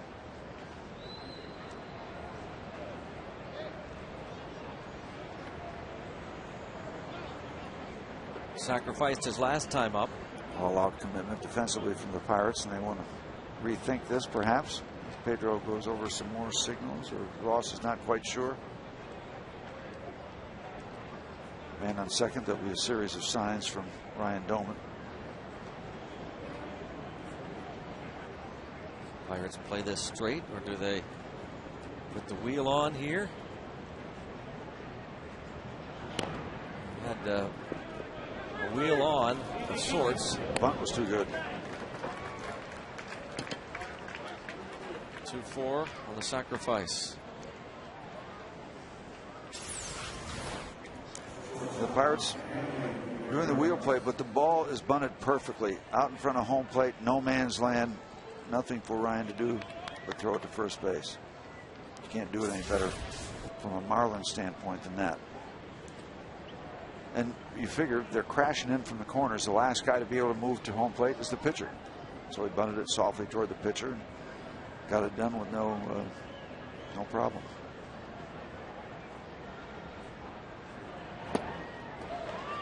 Hanley Ramirez. Last time up, he did the same thing. He waved 3 times at breaking balls that were either right on the corner. The first one was on the corner, then the next 2 way off the strike zone, but he chased both of them, and now Ross starts him out the same way. See if they stay out there. Watch Ryan Doman. He'll tell you, yep, they want it out there again. This is a problem. Village makes the catch. Runner at third is tagging. Here's the throw, and it won't get him. Village made a fine play, but the throw was off, and it's a sacrifice fly, scoring Paulino from third. And that's why I said it was a problem. Even if it's caught, it's going to be difficult because whoever catches it is going to be in an awkward position to make a throw to home plate.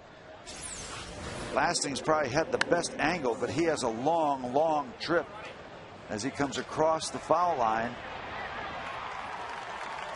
and then tries to make his throw. Took a while for him to gather it and get himself set here and there. Yep. Because Paulino does not run well, of course. No, and there was 3 or 4 steps after he caught the ball, even after a long chase. The fact that he wasn't able to get rid of it quickly cost him any chance at home plate. Yeah, it's one of those things, Steve. I wonder if you hear the talk about, you know, you're in the outfield and you can hold a guy going 90 feet just by getting the ball in quickly. I mean, if he gets rid of the ball quickly, what happens? We'll never know, obviously, but Village's momentum taking him into foul territory and not being able to get the throw off. Well, I was rooting for him to have the chance to catch a ball because he's got some degree of momentum coming in. And if he unloads it, I think he's got an above average chance to get him over 50%. Now the task that much harder, down by 2.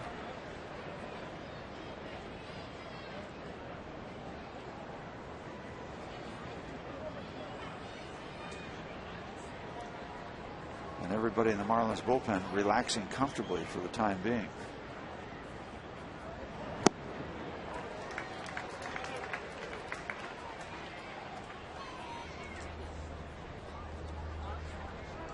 So far, a very easy night for the Fish out in the bullpen.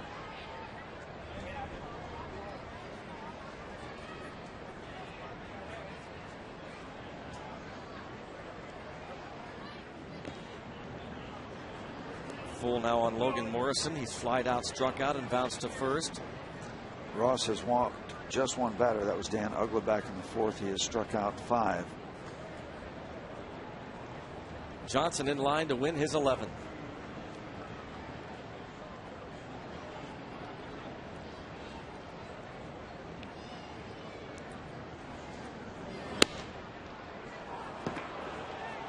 And the walk to Morrison brings up Gabby Sanchez. Okay, let's see what we can find out with another look at the fly ball. See, the other two players have their backs. They've got no play. The catcher's made 1, 2, 3, 4, 5 with a jump. That's simply too long to hold on to the baseball. A good effort, went a long way, did everything good up until he got the ball and then didn't get rid of it quick enough.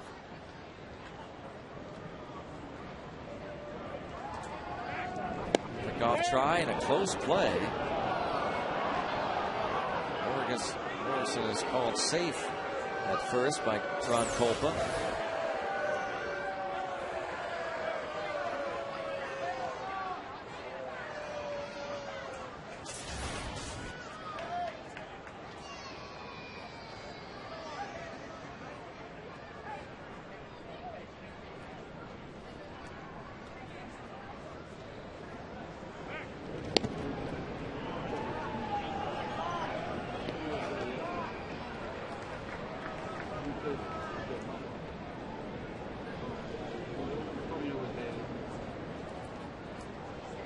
Morrison has played in just 19 games in the big leagues. He's not attempted a steal yet.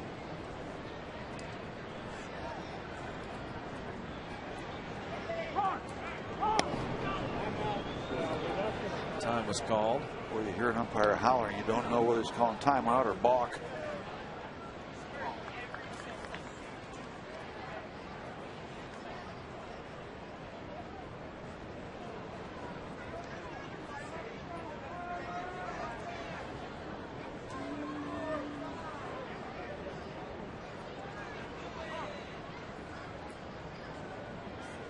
Now Sanchez calls time.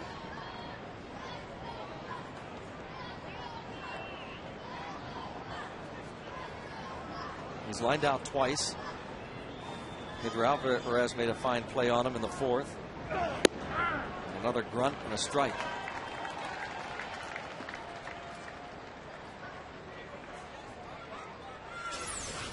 Trying to get everything in.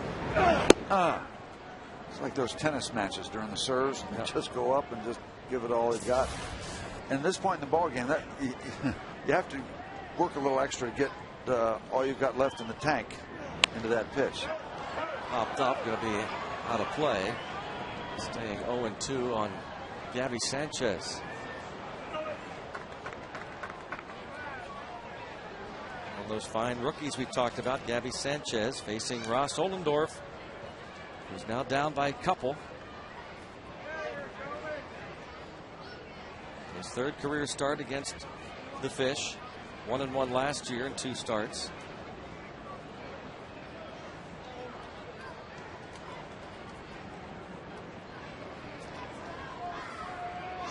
Once and again, giving the Pirates good work.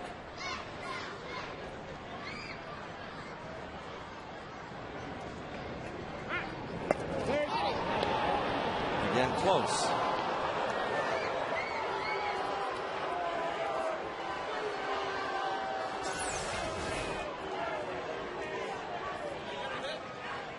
Another quick move by the big man, and he is quick to first base.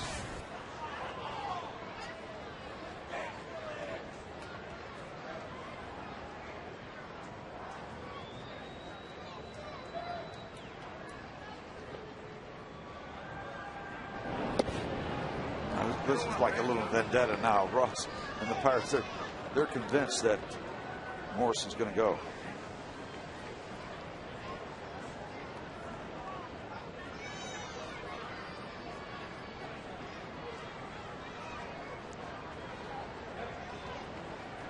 Need one more out from Ross. Scheduled to bat second, the bottom of the 8th. He'll not do that. Be a pinch hitter. And now the runner winds up going to second on the wild pitch.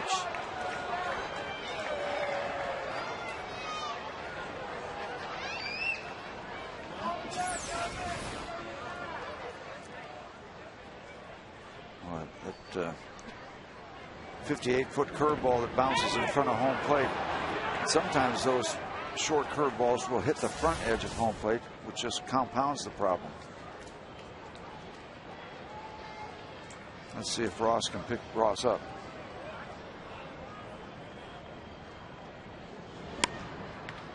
Hook. Thank you.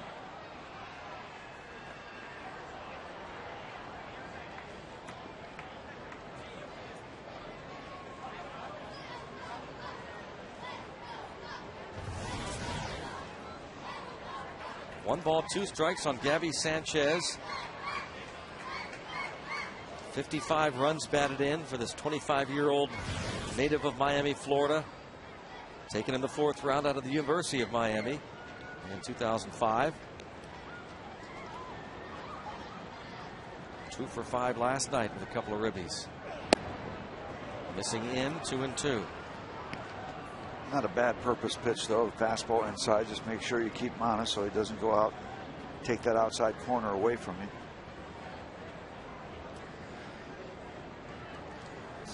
I would almost guess that Ryan Doman's going to set up away now. We'll know by his movement as Ross gets ready to deliver. Nope. Want it back in there. Want it back inside. Now it's to Alvarez and on to first. Well, that's a nice outing again for Ross Ollendorf. 8 innings, 3 runs, but the Pirates need to get him a couple and get him off the hook. They're down.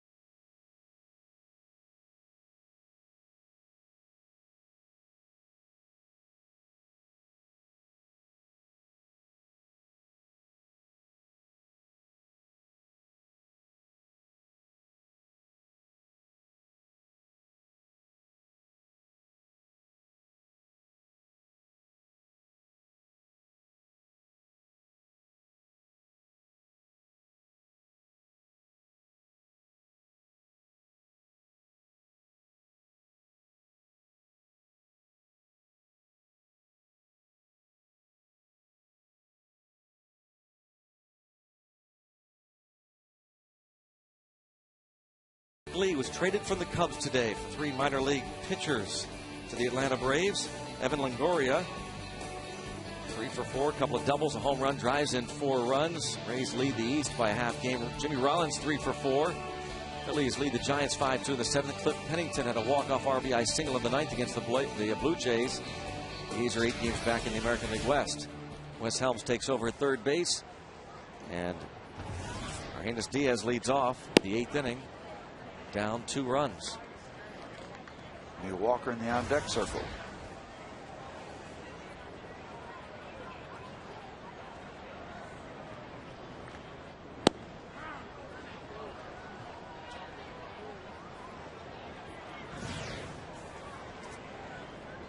Ross Ollendorf goes 8 innings, giving up 3 runs on just 4 hits. Just 4 hits, a couple of walks, 5 strikeouts.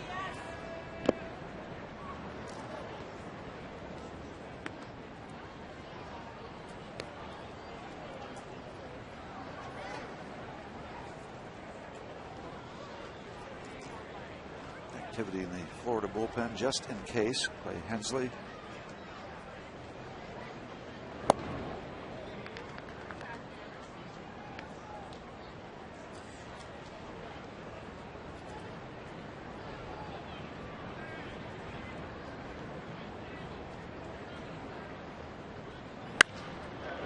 Diaz toward right. Stanton grabs the line drive. Helping kids has never been sweeter. Join the fun at the Presley Ridge Ice Cream Fun Day, Saturday, August 28th at the Pittsburgh Zoo. Visit PresleyRidge.org for tickets and information. Greg, I have been to some of those functions. It is a good time for a great cause, and it's a great outing. Do a lot of good things. Presley Ridge. August 28th at the Pittsburgh Zoo.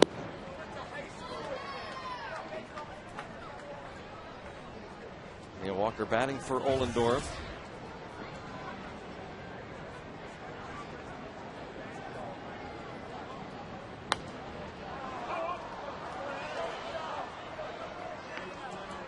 Now ball and a strike.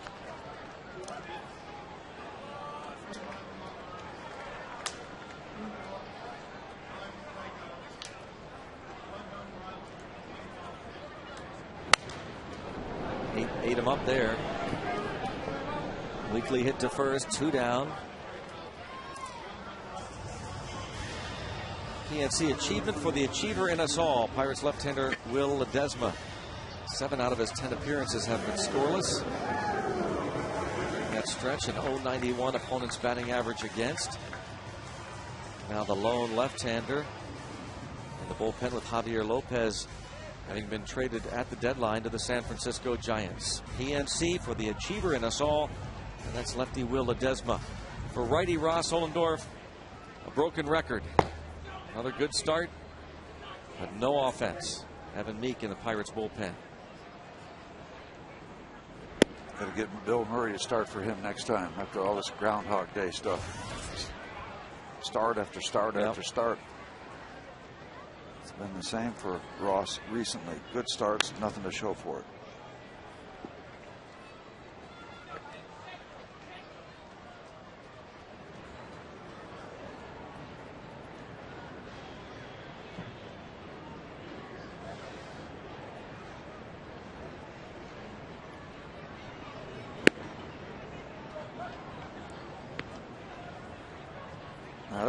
That's a big man thrown out there in the 8th inning now, still cranking it up at 95, 96 miles an hour.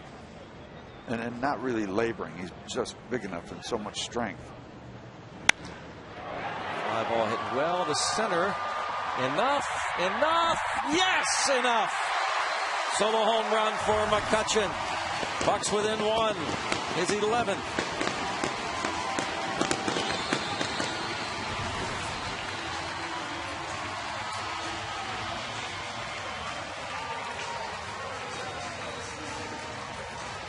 Straightaway center field. 3-2 ball game. Johnson knows that he got a lot of it. You can see by his body language, and just enough of it to get it up in the shrubbery. Andrew McCutchen's 11th home run makes it a 3-2 ball game. 4 outs left.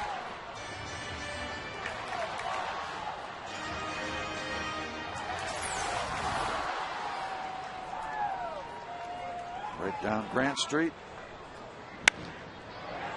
Straight away.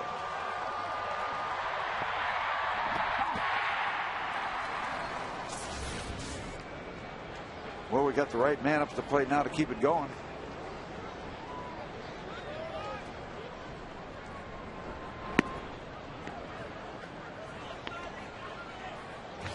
Tabata has doubled to left, single to center, single to right.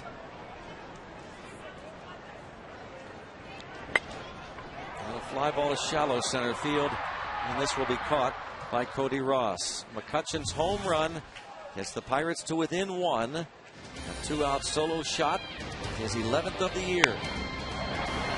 Head to the 9th.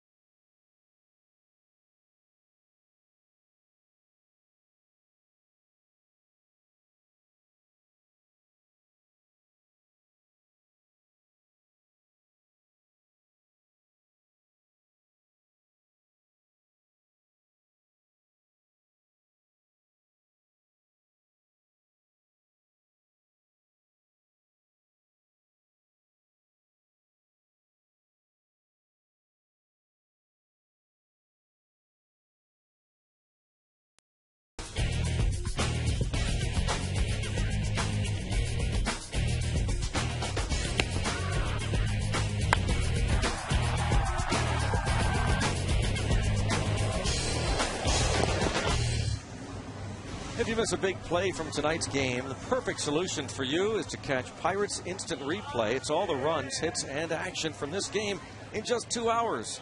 Pirates Instant Replay tonight at 11 right here on FSN.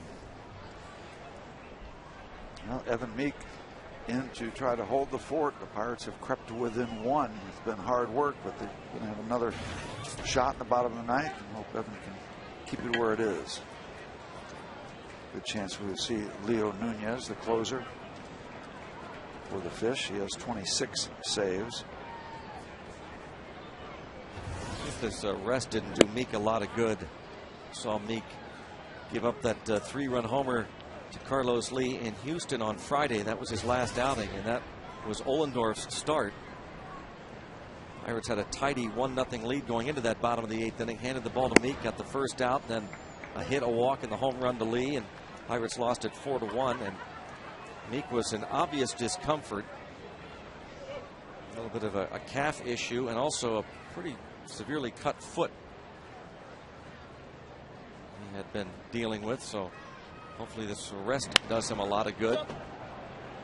2-1 count now on Ugla, who's homered, walked, and hit a ball to the wall in center. He doesn't care about 92-mile-an-hour fastballs. He pulls that pitch foul.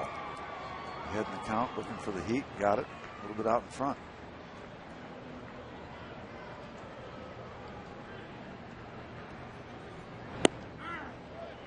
Backdoor breaking ball. Backdoor in that most breaking balls from right-hand pitchers to right-hand batters are out away. This one started off the plate inside, just curved enough to pick up the inside corner.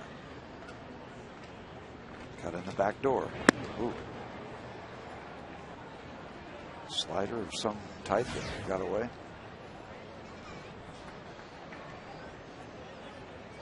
It gets your attention. I'll tell you, when you throw 92 miles an hour and they're so out in front, they pull it foul. Start going, well, if my fastball's good enough. Line to left. Dan Ugla has himself another hit. There's that 92-mile-an-hour fastball again. Ugla pulls it into left field.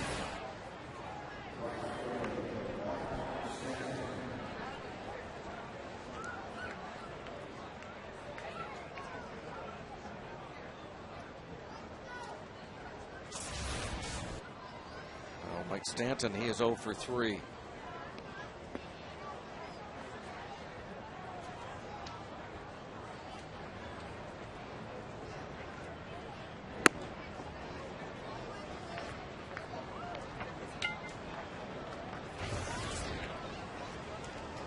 Stanton 1 for 9 in the series. The Pirates will have Garrett Jones, Pedro Alvarez, and Ryan Doman due up in the bottom of the 9th. Right now down 1.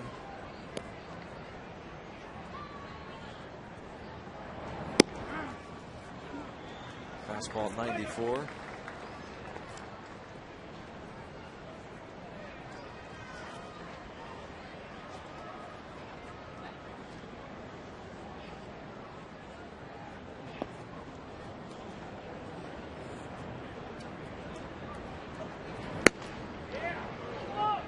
This one maybe a bit up.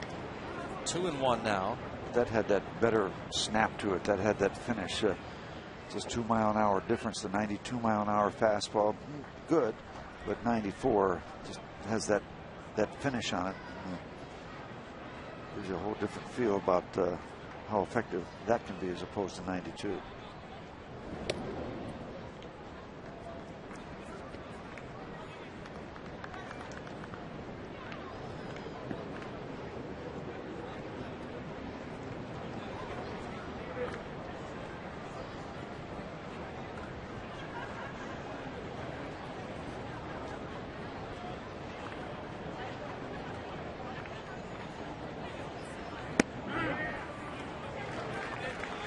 Now 2-2.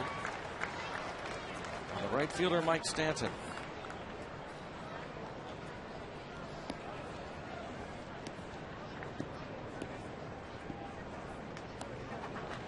National League Player of the Week, named on Monday.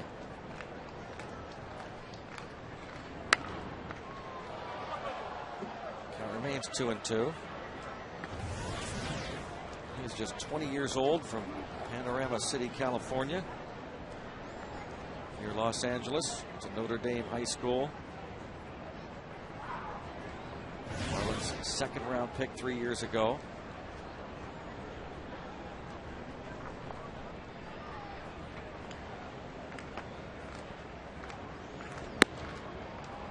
And now it's 3-2.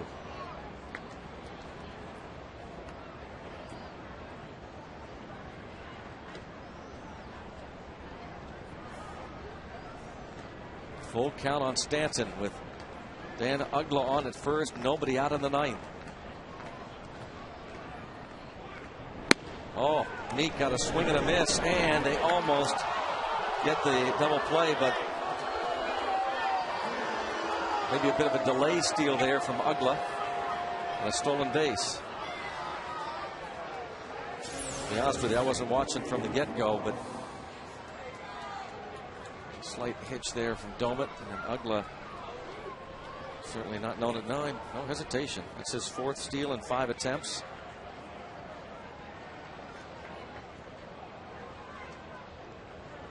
Well, that's the way to slide in second base. All this exotic sliding, you extend the leg and foot out as much as you can straight on. A lot of guys will slide that figure 4 slide, and the lead leg will go over top of the bag. That's proper technique by Dan Uggla. On the one hand, the Pirates get a break in that Stanton swung and missed at ball 4. On the other hand, another stolen base against this Pirates team, and this fastball is high to Cody Ross. Everything has been high from Evan.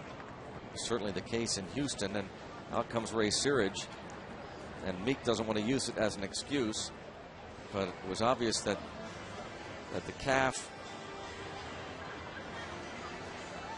and to a degree the foot, the landing foot, played a role in those pitches staying up. Now, whether he's still bothered by that left calf soreness, we don't know, but he is having trouble getting that ball down here.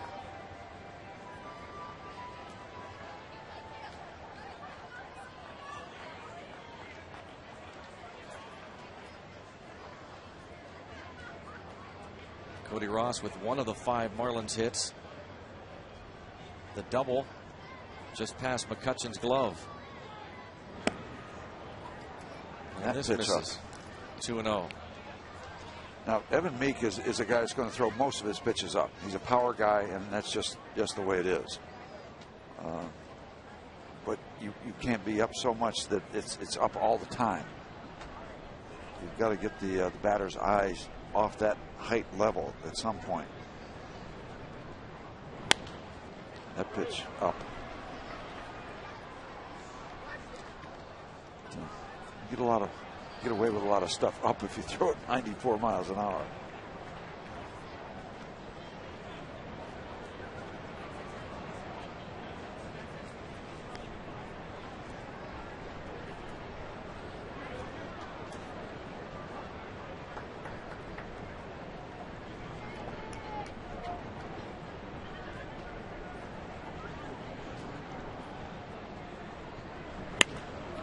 Line foul.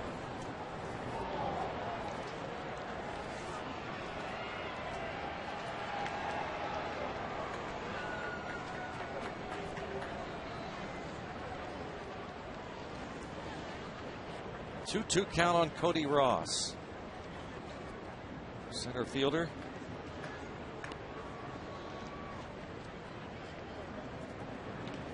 His first hit of the series in the 5th inning.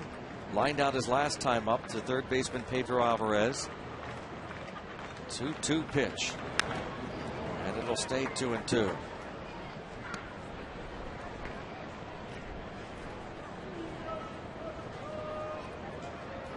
As we said, the Pirates will have their 3, 4, 5 hitters due up in the bottom of the ninth. Garrett Jones, Pedro Alvarez, Ryan Domit.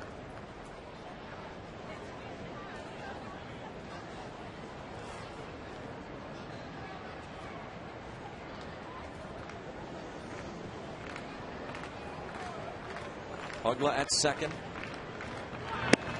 Ooh, almost got him to chase, just as he did Stanton. And almost got that call on that inside backdoor item.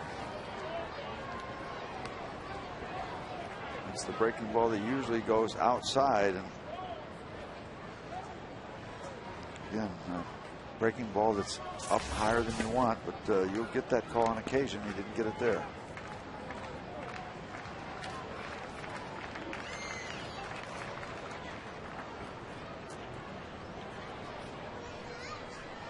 Dome it out to talk now to Meek with a 3-2 count on Cody Ross.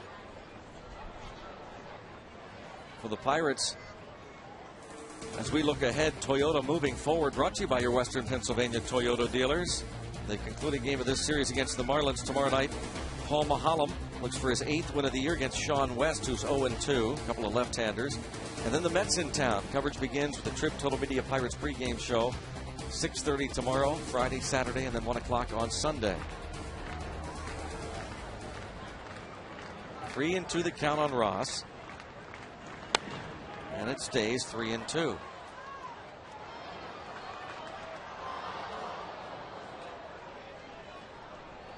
And this outing tonight, not a whole lot different than the one we saw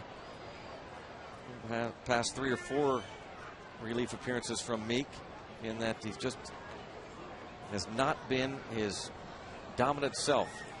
Just just laboring. That one little item of putting him away. Yeah. He's getting involved, making good pitches, Yep. but that put away pitch.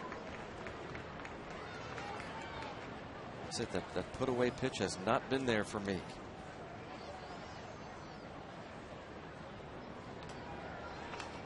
But battles, continues to battle here. Try and keep this a 1-run deficit. Hit well to right. Village makes the catch. Ugla goes all the way to third and gets back to second. Nice pursuit by Lastings as that ball's trying to slice away from him, and not only slice away, but had some depth on the warning track.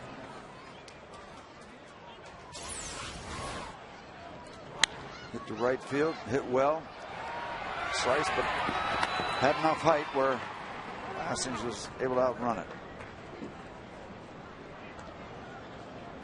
Big out if you're trying to stay close.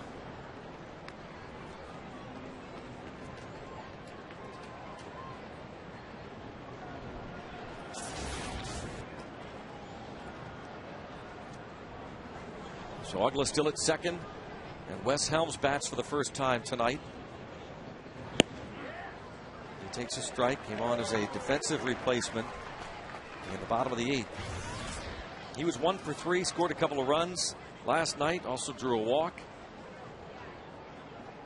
So 1 for 7 in the series. One of the veterans on this team, Wes Helms. There's 96. That was his best pitch of this inning. Yep, that was a mismatch. When he can take it up a couple miles from 94 to 96. Many times that's end of story for the hitter.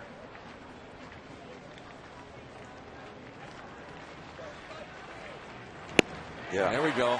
That's having Meek. 97. He cranked it up, didn't he? Yes, he did. That's having Meek. Hopefully Evan Meek is back, and hopefully we're going to see a comeback here as we head to the bottom of the 9th inning.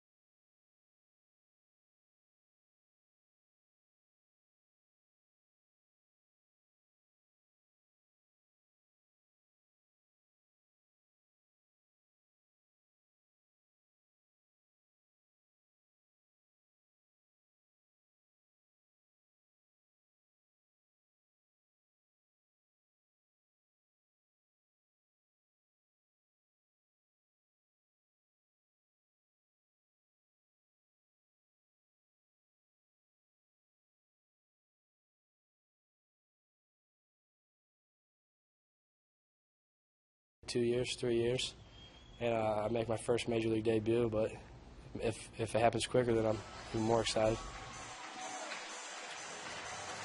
Stetson Allie talking about his major league debut, thinking maybe a couple of years to make it here to PNC Park. Stetson Allie watching this one. Full coverage of the announcement, the signing, and what's ahead for the Pirates. We anticipate Jameson Teon coming on board. Ross Ohlendorf is on the hook. The AGH Sports Medicine Pirates postgame with highlights and analysis. Ohlendorf congratulates Meek, and Meek trying to root on the offense now. Nunez has only given up 1 home run. What about back-to-back home runs here? You live with that? You want that, huh? Yeah. Leo Nunez, once property of the Pirates. The count now is 2-0. Johnson goes 8. A couple of runs on 7 hits, no walks, 6 strikeouts.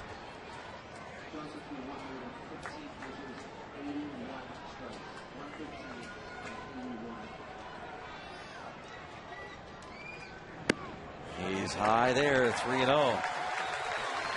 Any way to get that at least 1 run across here. Long ball, small ball, whatever it takes.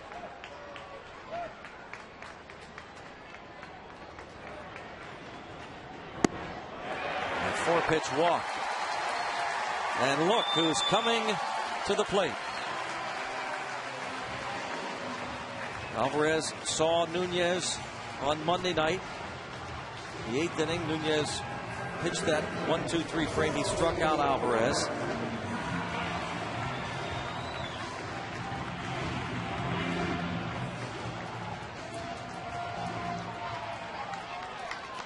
Certainly capable. Nunez, 26 saves. That's the total he wound up with last year.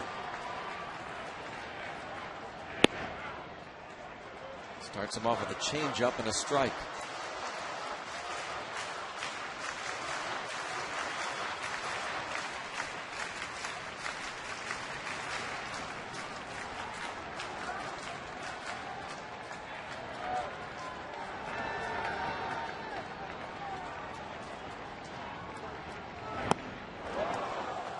Oh, and 2. Stays soft. The last time he was in this situation, game on the line, 2 on, 2 out.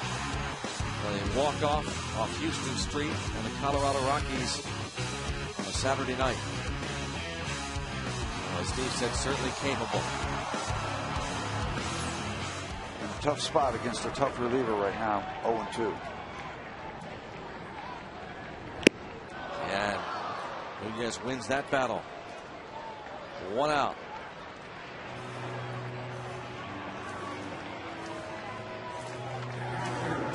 87 miles an hour after a couple of off-speed pitches. Stays away from the real heat.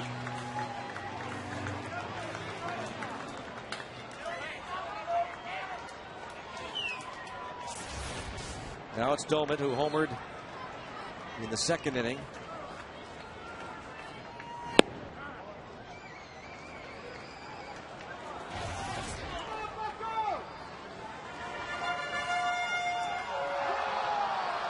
Briefly teammates down in the minors, lower minors, Pirates organization, Domet and Leo Nunez.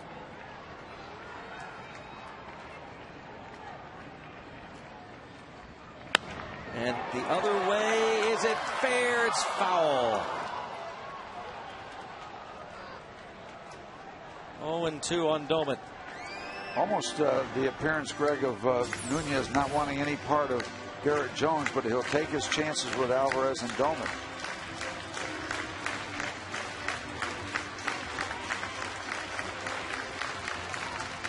Fans react to this ball down the line. Watching it all the way. No. That is the AGH camera, isn't it? 1 ball, 2 strikes to count on Domet.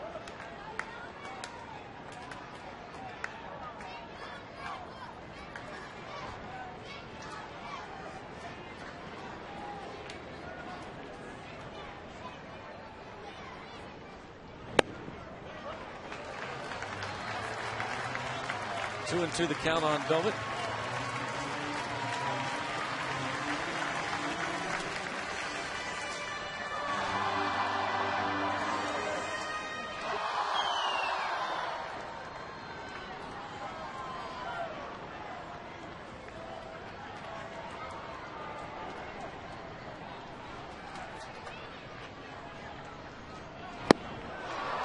He gets Domet. And again, 86, mid to upper 80s.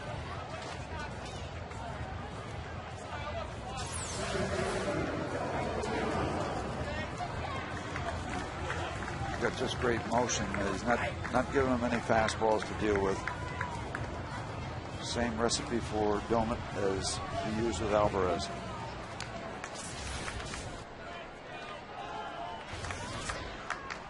Delwin Young with one of the 7 hits for the Pirates. Down 1.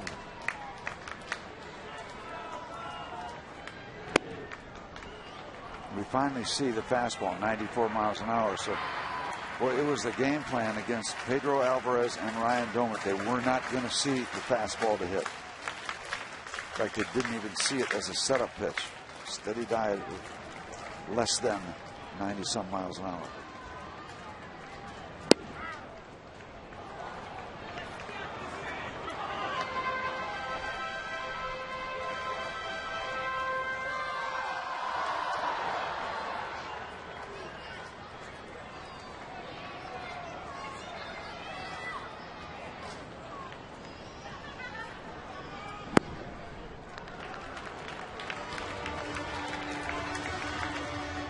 Defensively, the Marlins way deep around the outfield, trying to cut off any extra base hit. They'll give the Pirates 2 bases, but they won't give Garrett Jones 3. No doubles defense. Away, 3-1. Delwin Young. Millage would be next.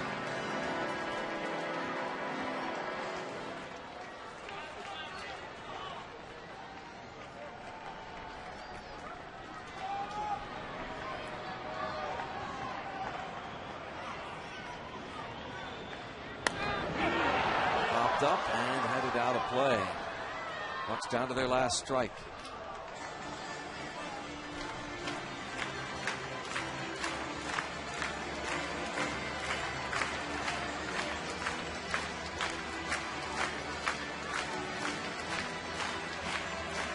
Ross has done all he could do.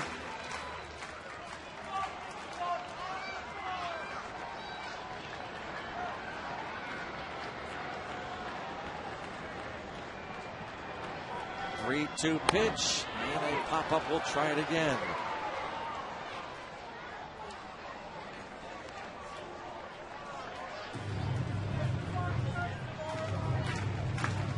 Delwin Young, a base hit in the 2nd inning off starter Josh Johnson. He bounced out to shortstop in the 4th, and he struck out looking in the 7th.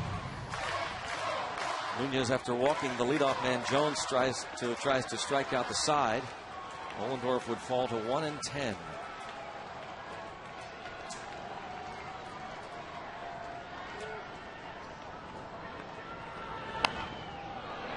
Young hangs in there.